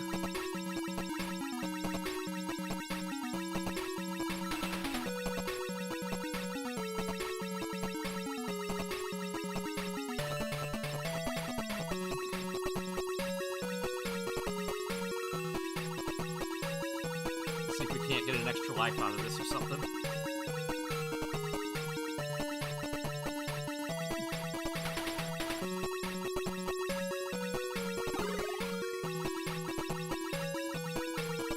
There was an RPG I had on the Game Gear, I remember, that I was like, this is a pain to play. Squinting at that tiny screen, running out of batteries almost instantly, you know?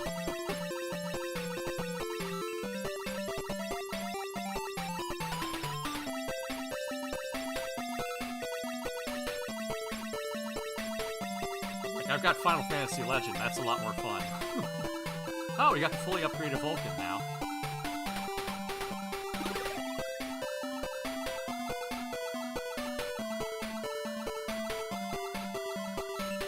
Let's see if we can keep it.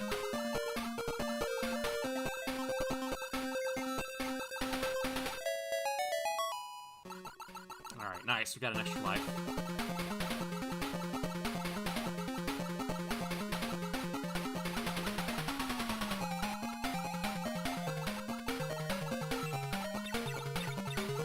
I think that's supposed to be a city in the background. It's funny how things like that don't translate well at this resolution.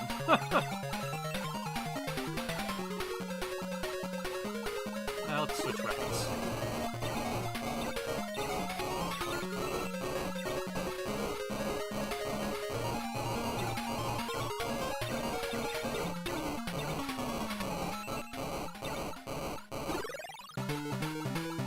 I think the napalm does the most damage. It really seems that way, doesn't it?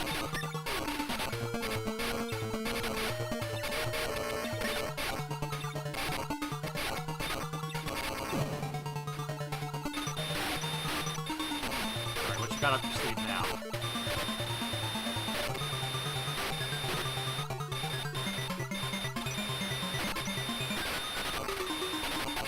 Not getting me with that.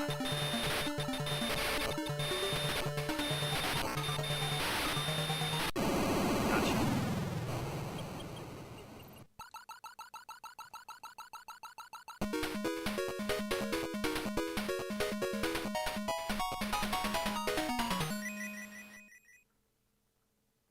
RPG you remember on Genesis, can't remember the name of it, had a blocked gate or passage in the first town, and you had multiple party members joining. Sci-fi or fantasy?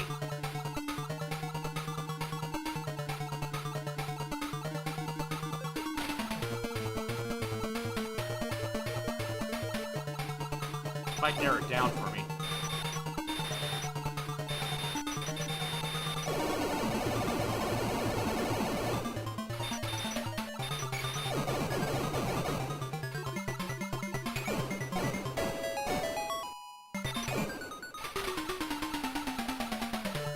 Been trying to find it for 20 years. Okay. I can try and narrow it down for you.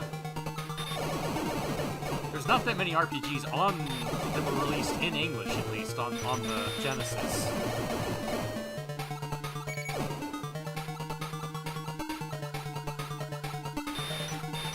As far as the Japanese Mega Drive goes, there were a few more.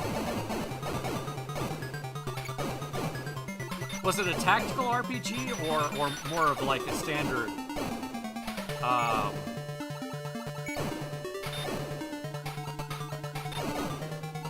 a more traditional turn-based affair?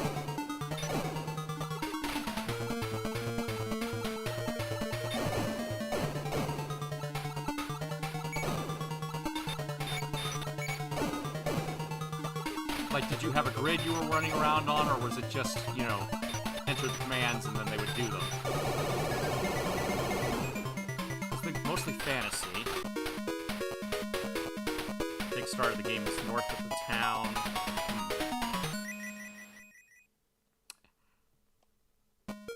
But it was turn-based, not an action RPG or a tactical RPG, right?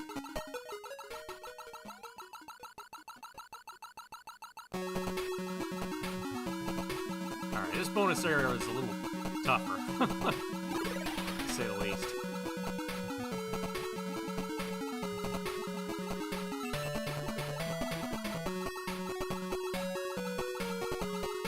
First time you saw characters following you around.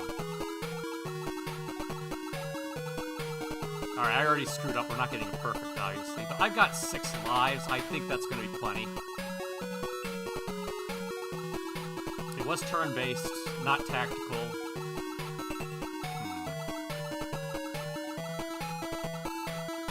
At least it wasn't sci-fi. I mean, that could include Phantasy Star 3. Because that game doesn't seem sci-fi until you get, you know, to halfway through the game. Phantasy Star 3, yeah. 8 in the first town.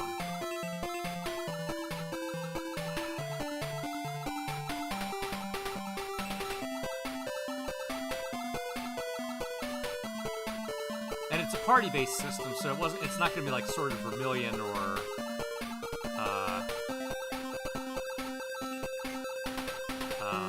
what was the other one called? Or it's certainly not Super Highlight. Well, I got an extra life out of it anyway, but I didn't get the perfect score. They go in Dragon Quest style. The fights were first person? That's interesting. Let me think.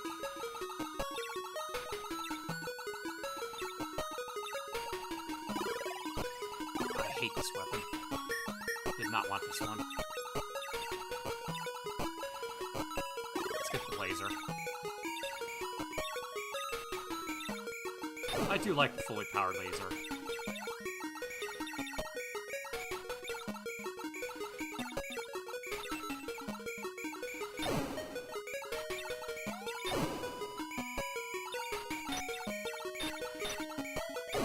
Okay, again, that could very well be Phantasy Star 3.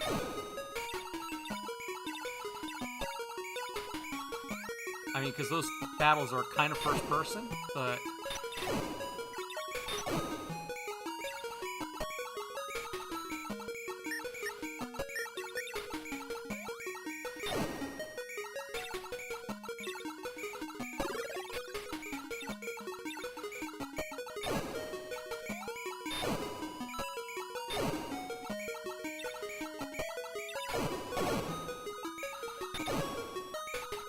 You think it's Phantasy Star 3. Okay. Oh, no!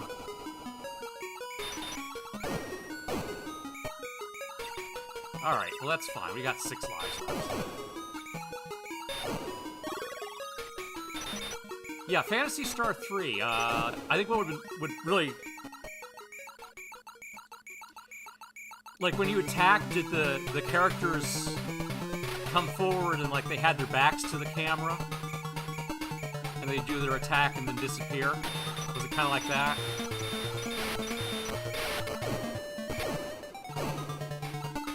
Where you would actually see them do their attack, but they were...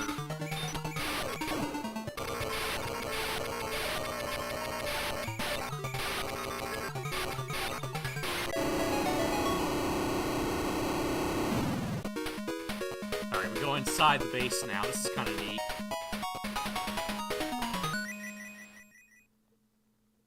Yeah, Phantasy Star 3 had a big manual. Every game in that series had a huge manual.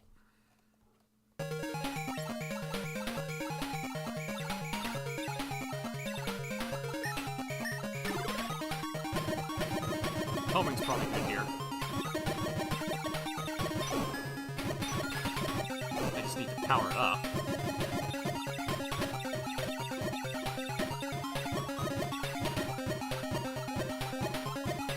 I'm sure it did. Any Phantasy Star game was going to make an impression on you.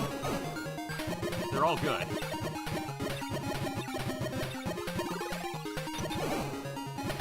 I mean, the one that I feel like if you enjoyed Phantasy Star 3, you need to try Phantasy Star 4. Because that one is not gonna lie, like, top 5 RPGs of that generation.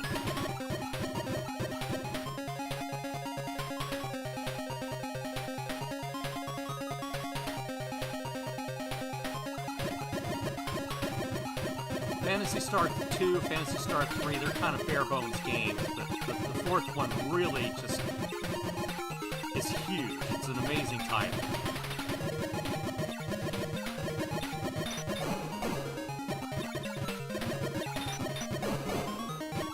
I think Phantasy Star 3 is neat in that it did that multi-generational thing and had multiple endings. The English title was Generations of Doom. Does that ring a bell for you?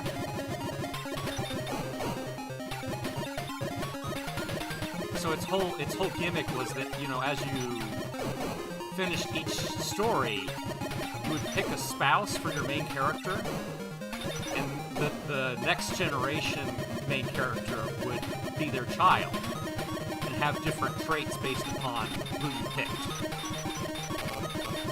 And then, you know, like Fire Emblem started doing the same thing shortly thereafter.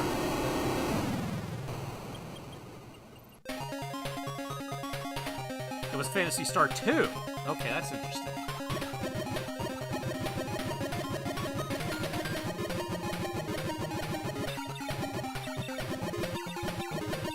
Yeah, Phantasy Star 2 was the one that was really kind of light on plot. And a lot of the backgrounds wound up looking the same, but, that was a... I should not have taken that hit.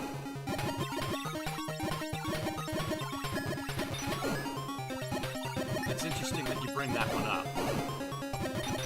I think it's my least favorite in the main series, actually.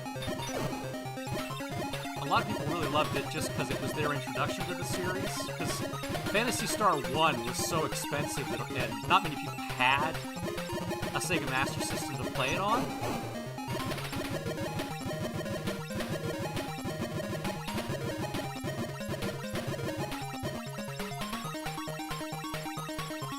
Alright, we're getting close to the end.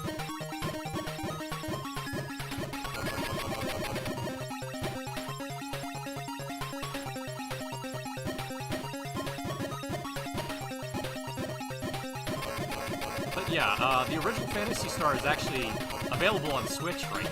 And there's a really good port of it on Switch, where they like added an overlay to it where you can look at maps for the dungeons and stuff like that. It's really cool. If you want to go back and visit the original.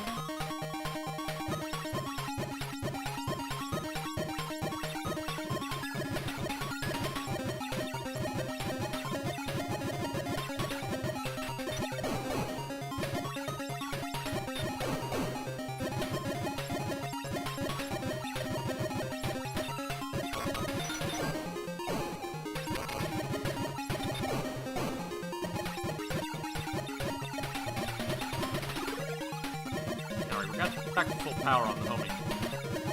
This is working out pretty well.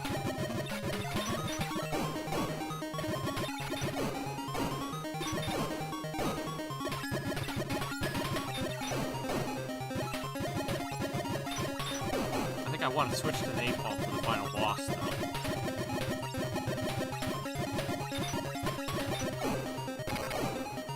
Here's our rival ship that we just fought. Oh! Rammed right into that. We're gonna have to chase it down again. Yeah, I mean, the manuals for RPGs used to be huge back then, because they would have guides to get you through the first couple of chapters.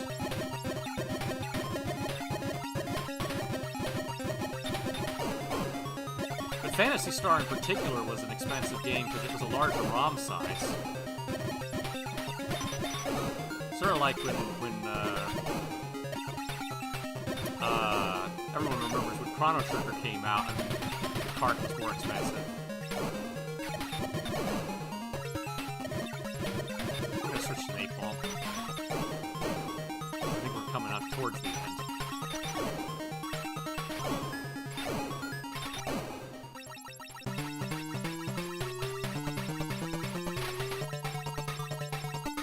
But I think, yeah, a copy of Phantasy Star, when it was released, the original Phantasy Star, I mean, not Phantasy Star 2, was like $90, I think? It was expensive anyway. Oh, I rammed right into it. Alright, well.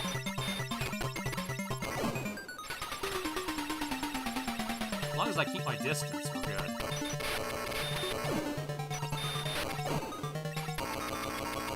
And I lost my quad blaster.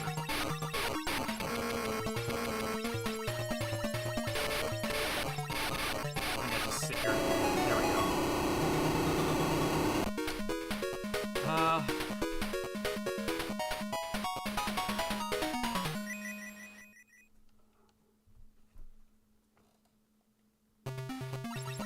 Alright, this is the end.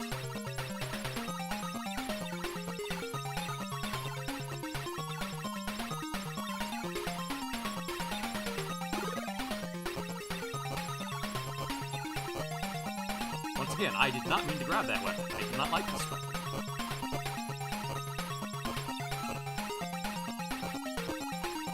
Oh, that'll do.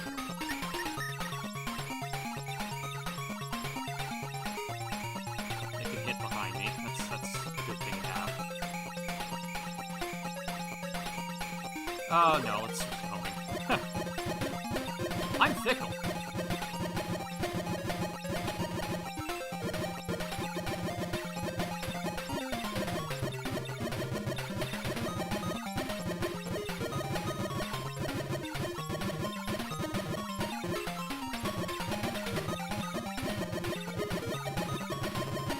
Incidentally, if you do like a tactical RPG, it goes without saying that Shining Force is amazing if you want to play that one.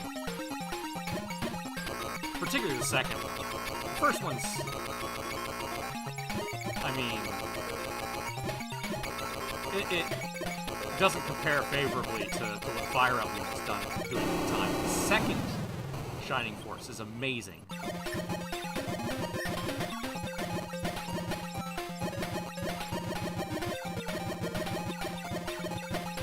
The first one's still a good game, don't get me wrong.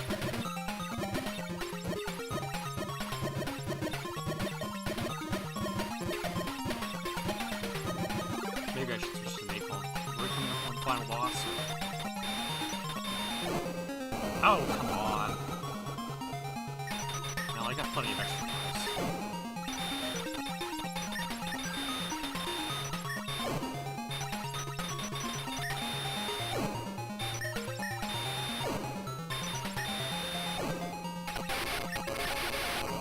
How do I keep running right into that?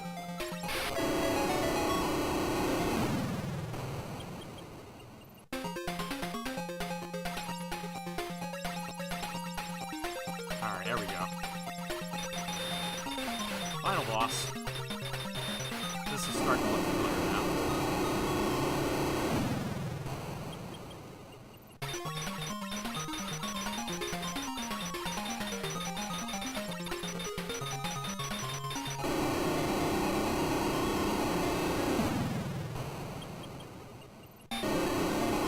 not much to it. Just keep unloading into the big face.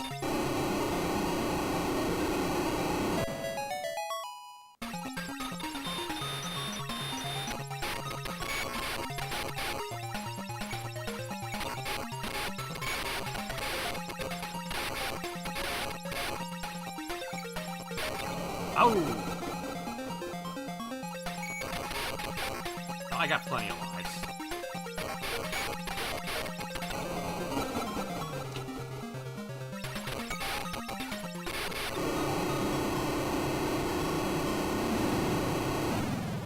Alright, we're done. That's the end of the game.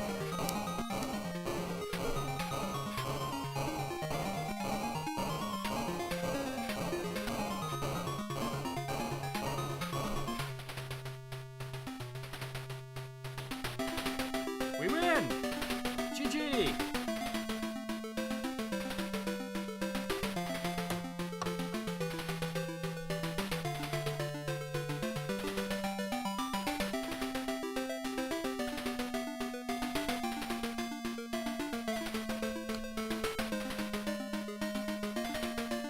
Well, if I'm free tomorrow, we'll do, Robo Aleste, GG Aleste 2, Power Striker 2, and then finish up with, Super Aleste.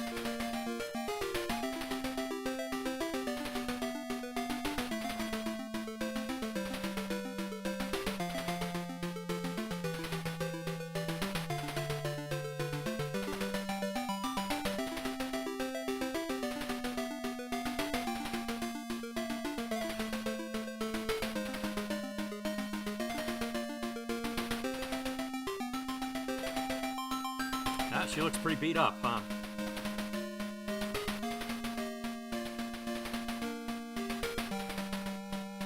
You still with me, Scantron? I was thinking before I quit here I could load up the first couple of minutes of Phantasy Star 2 and see if it rings any bells for you.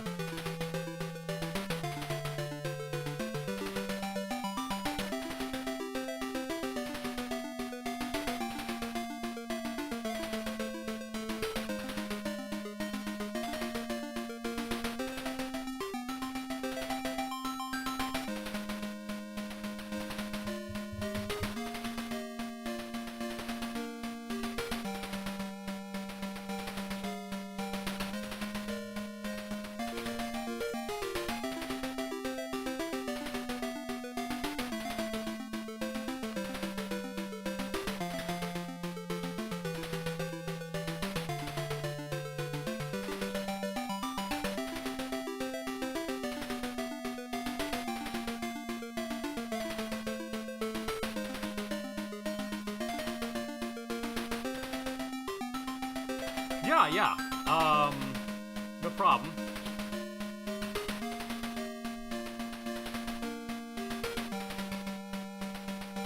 That's what I do.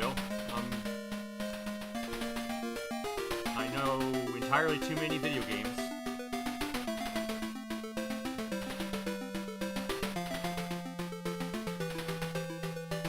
Oh yeah, Phantasy Star Online was a revelation, obviously.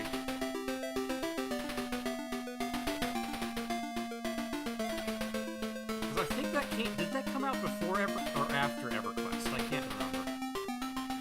I know, obviously, Ultimate Online has been around for a while, but...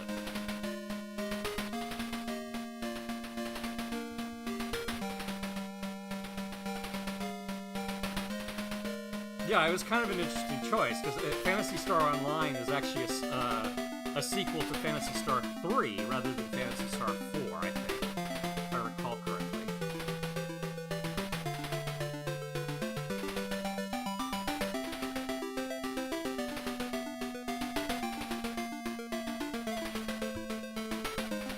Yeah, give it a playthrough. Like I said, I think if I were you, I would actually start with Phantasy Star 1. And get it on the Switch so you have the maps going, so you know where you're going. First game is tons of fun. Then you can move on to the second game and So when they say, you know, this person is such and such, as you get towards the end of Phantasy Star 2, you know who they're talking about.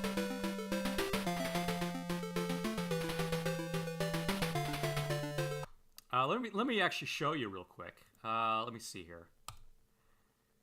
We could do this from here.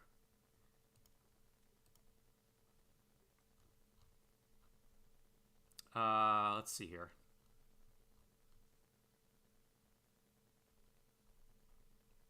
I thought I had Phantasy Star 1 in a separate folder here, but I guess maybe it's not here.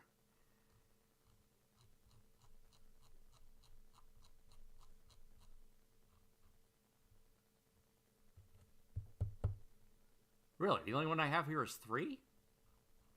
I'll have to go through my other hard drive and maybe check that. Oh, nope, there's 4.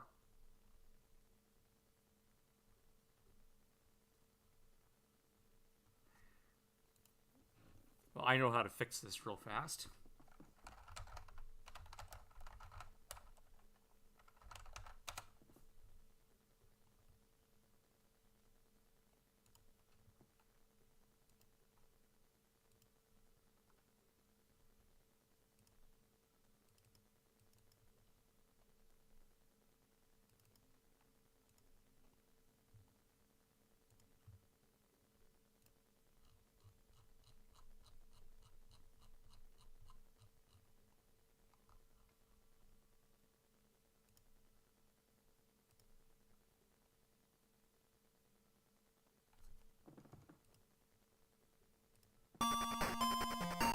Alright, here's Phantasy Star 1.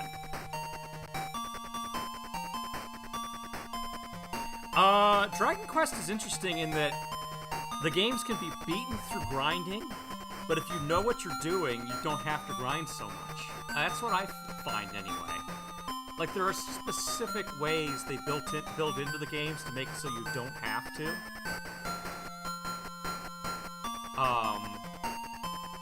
But you really have to look around online to find those strats that people use to really take advantage of the systems built into the game. Yeah, it's great how the first 3 Dragon Quest games are connected to each other. 4, 5, and 6 are connected to each other as well. Just not as tightly as the first 3 were. But, let's,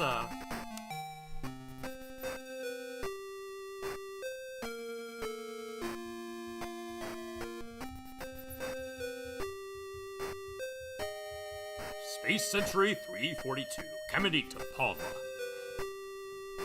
Scum, do not sniff around in Lassek's affairs. Learn this lesson well.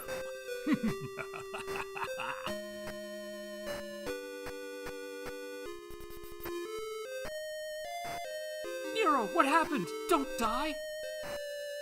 Alice, listen. Lassek is leading our world to destruction. I tried to discover his plans, but I could not do much by myself. I've heard of a man with great strength named Odin. Perhaps the 2 of you can stop Lassek. Alice, it's too late for me. Be strong. I will make sure that my brother died not in vain. Watch over and protect me, Nero. Now this game, on the other hand, is one where you do have to grind. A lot.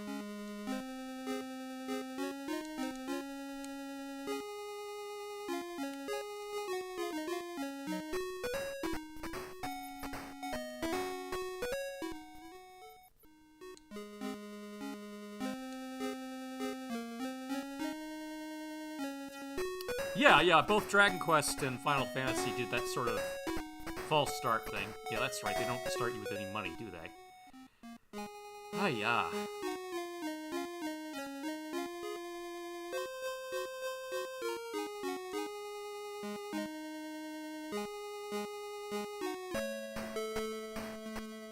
Oh man, this music takes me back.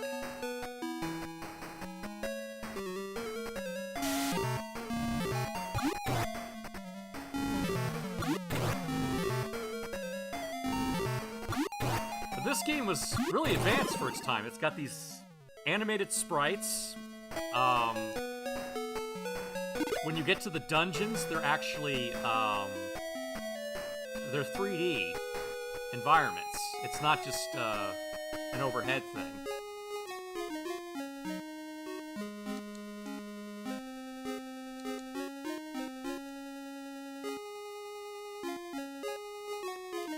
yeah, they start us out with so little here. You really do have to grind in this game to get anything accomplished. Here's what the dungeons look like. This blew my mind when this game came out.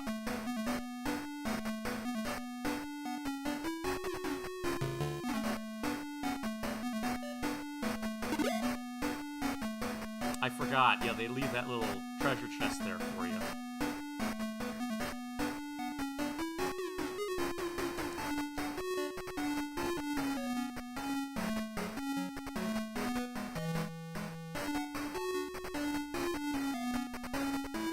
But you do get party members in this game. You get, like, the Odin guy that they mentioned. He has a gun. He's not very tanky. He's more of a glass cannon. He does a lot more damage than... Once he gets his gun, he does a lot more damage than Aleste does. But Aleste is more of your tank, if I recall correctly.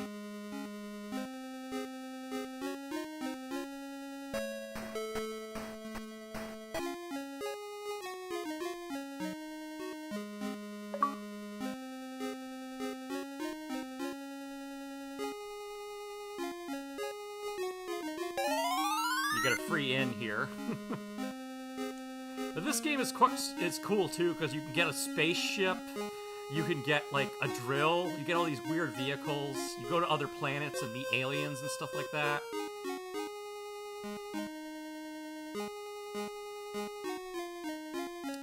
It was really ambitious. I'm gonna load up Phantasy Star 2 here so you can see that one.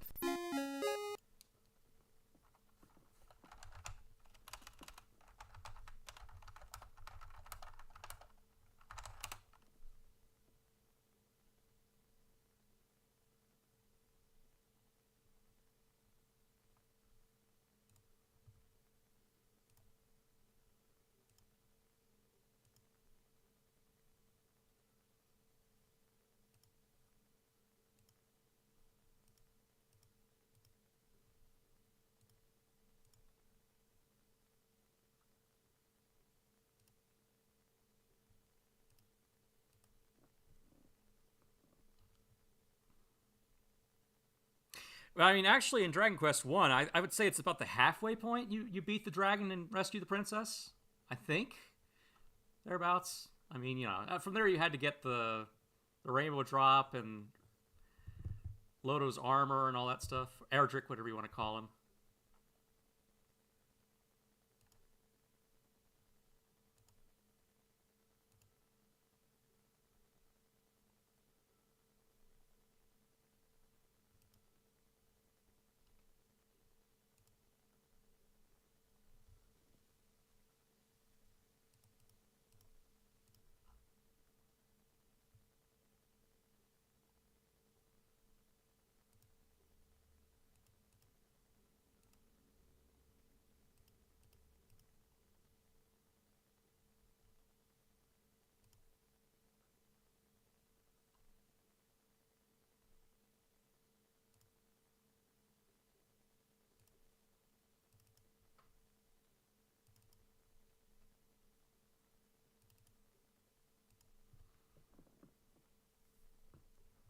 Yeah, I do love the Dragon Quest series. I think it's a series that's sort of about the world you're in, not so much as your character.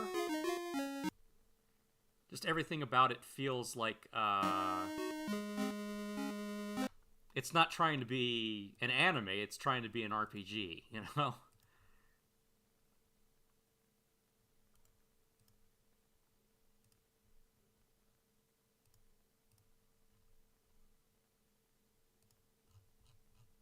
Let's see if this works.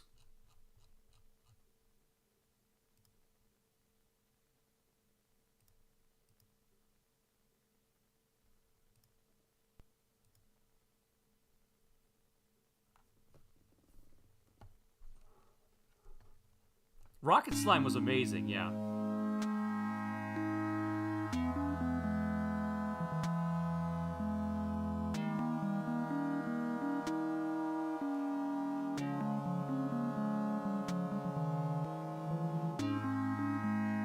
Dragon Quest Monsters, all the spin-offs are pretty good. I didn't like Blue Dragon, honestly. It had a lot of the same people behind it, but it was more, I think, Mistwalker, like a lot of the old, This is the second planet of the Algo system, Mota.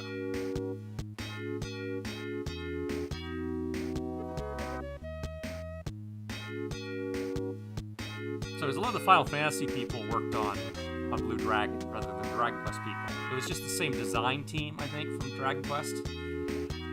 Over 1,000 years have passed since the evil Aleste was defeated by Aleste and friends.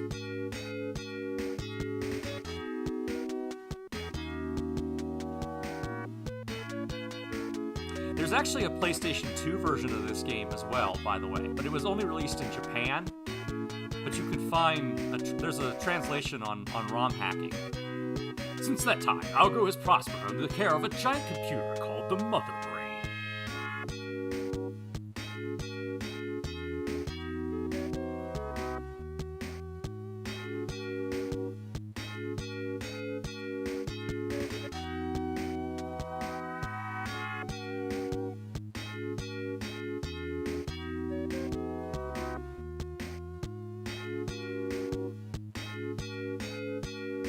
The Mother Brain created dome farms on the dry world Motavia so that crops would grow.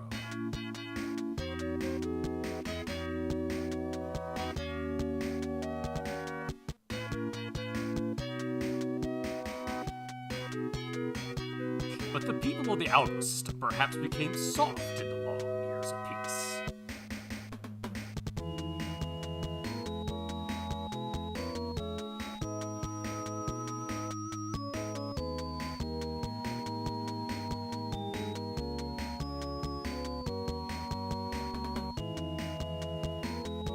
Now, evil threatens the system again. Who will be able to unlock Algo's fateful secret?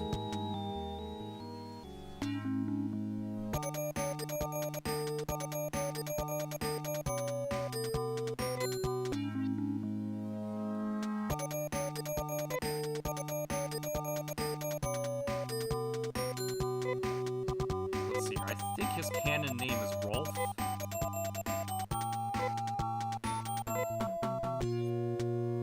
Haunted by nightmares every night. The young girl's battling a giant demon. I'm close by, but can't move or speak. All I can do is watch while the demon keeps striking at the girl. Just as she's fighting for her life, I awake. I wake in my room, dimly lit by the early dawn, and I'm filled with an incredible sadness and fear.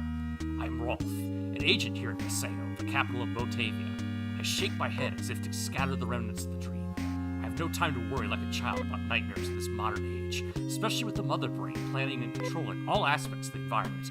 I open my window and take a deep breath of fresh air. It seems to wash away the bad feelings left by my dream.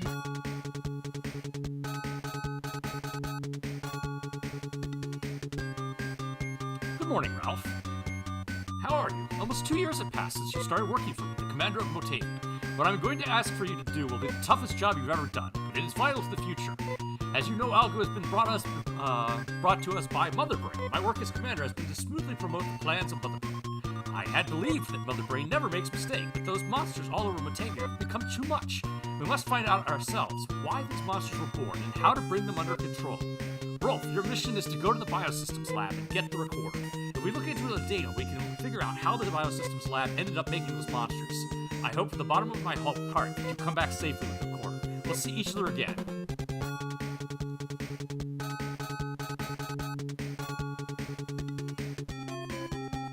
Going home and preparing for the trip, Nay seemed worried.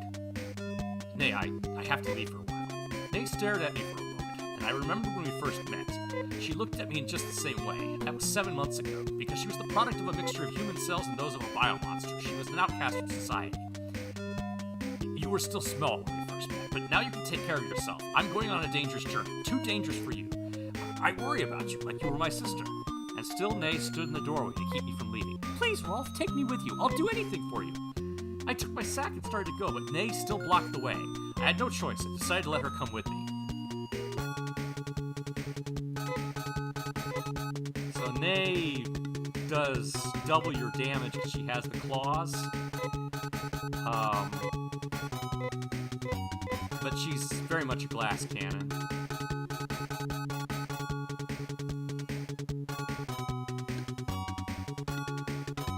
I'm trying to remember where the building is where we can recruit more party members.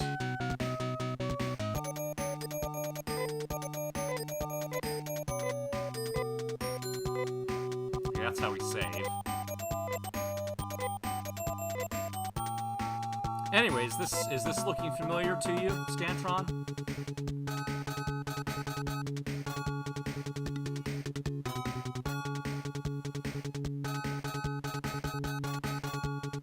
I would think the music, at least, should bring back memories. Let's see here.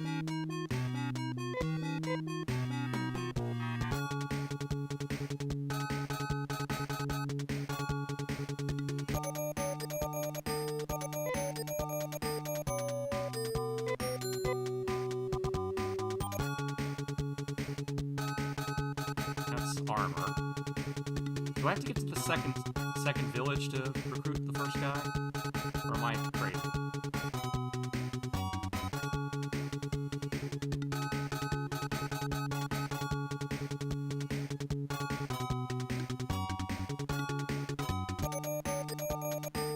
That's the teleporter.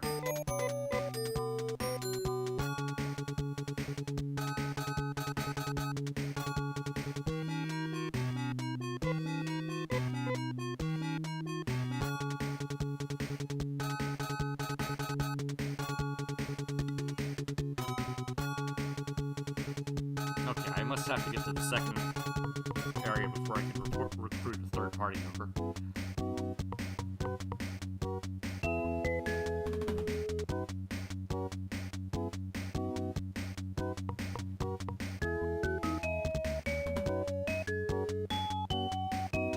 But yeah, the manual had the maps. I don't remember my way around this game, honestly.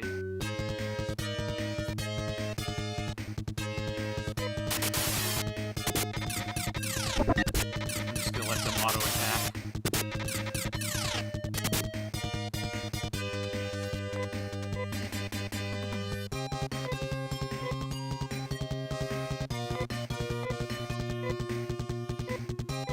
Oh, she doesn't have a weapon right now.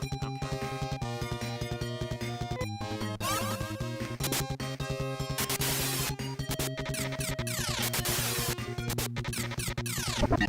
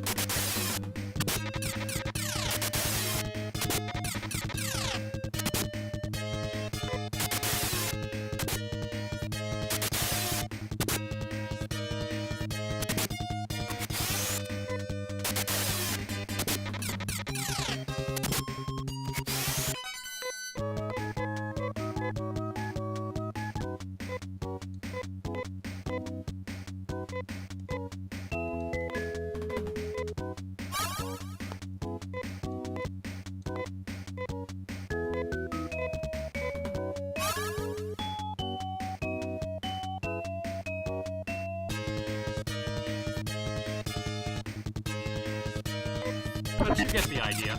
Let me see here.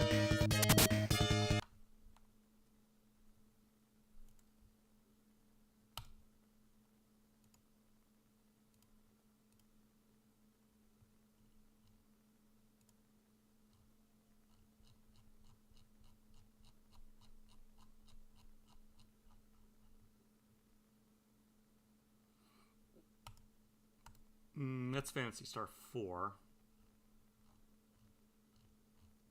I don't have Phantasy Star 3 on here. Okay.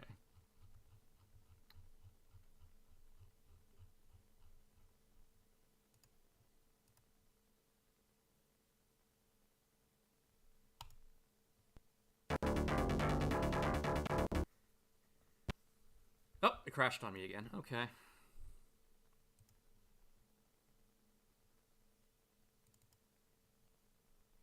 Not sure why it keeps doing that.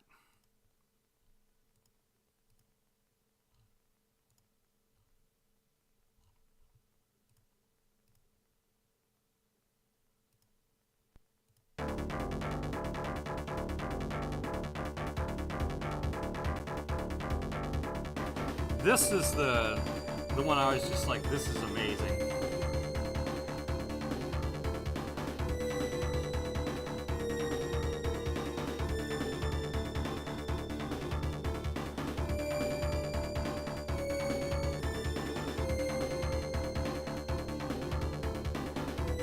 This one is, I think, a sequel to the second game. The third game takes place after this.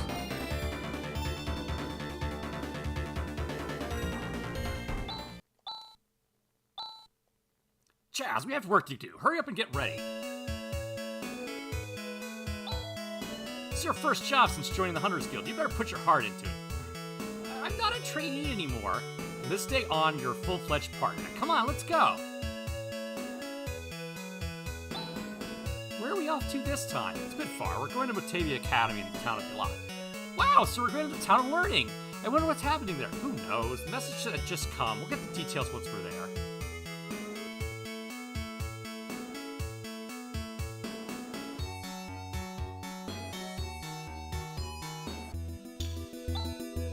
Since we're going to be there anyway, I'd sure like to tour the academy. Is that all you can think about? Get moving or I'll leave you behind.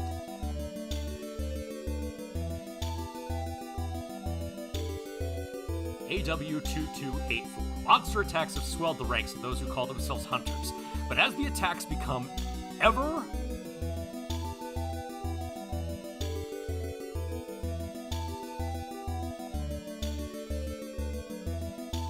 more frequent and powerful, an elite few begin to wonder what is behind this outbreak, and when and how will it all end.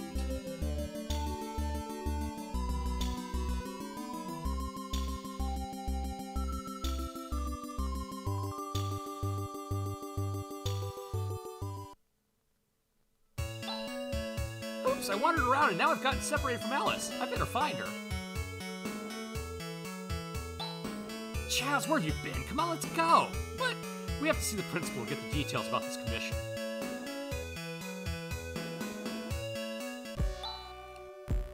Welcome, I'm the principal of this academy. Let's see. You must be Alex the hunter, and you're her assistant, Chaz. Forgive me, but Chaz is a full-fledged partner of mine now. Now let's get down to business. Describe the situation. Well, about a month ago, mysterious monsters started to appear within this academy. It appears that they've made the basement their headquarters. I've since closed it off. So far, no one's been hurt, but who knows when they'll appear again. Please, I beg of you to destroy all the creatures. I'd like to settle this matter discreetly. I'm counting on your reputation, Alice. No problem, you can rely on us, although it's strange that all these monsters suddenly appeared in this academy. Usually they don't come into inhabited areas. Do you have any idea how this happened? How would I know? Stop asking questions. Just hurry up and exterminate the monsters. And don't forget, I'm paying you dearly for your services.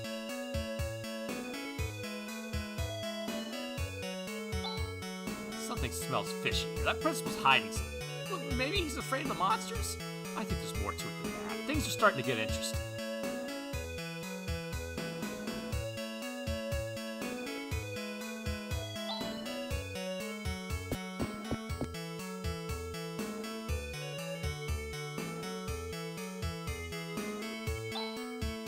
You're the hunters, really? You don't think we can do the job? No, I didn't mean that. Since we have the principal's permission, let us pass. We're taking me with you. And why should we? My name is Paul. I'm an assistant at this academy. I work for the Professor Holt, who has gone to investigate Birth Valley for his research. We haven't heard from him since, so now I am searching for the professor's whereabouts. Birth Valley? That's the mysterious place that's been called the Sacred Valley of Life. What's the connection between the valley and this current monster scale? After the investigation team led by the professor was reported missing, the principal barred everyone from entering Birth Valley. We're trying to get information as to what's going on, but he keeps evading the issue. And then this monster scare begins. I'll bet anything there's some sort of connection between the incidents. That's true, there's something fishy about the principal's behavior. Given the circumstances, I feel compelled to investigate the evasive myself. Come to think of it, it is a bit dangerous. So you're just waiting for us to arrive. Yes, you catch on quiz. 100 Masada. What? We'll take you with us for 100 Masada. I hope you weren't thinking of asking to tag along with us for free. I can't get that kind of money from the principal. Not my problem. Now what are you gonna do?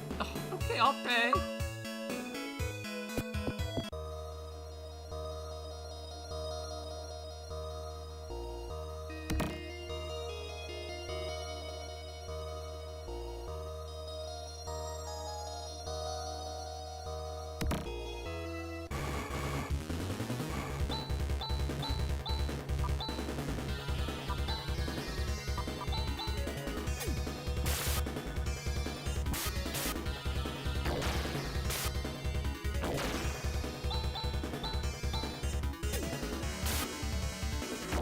may be the one you played too. Okay.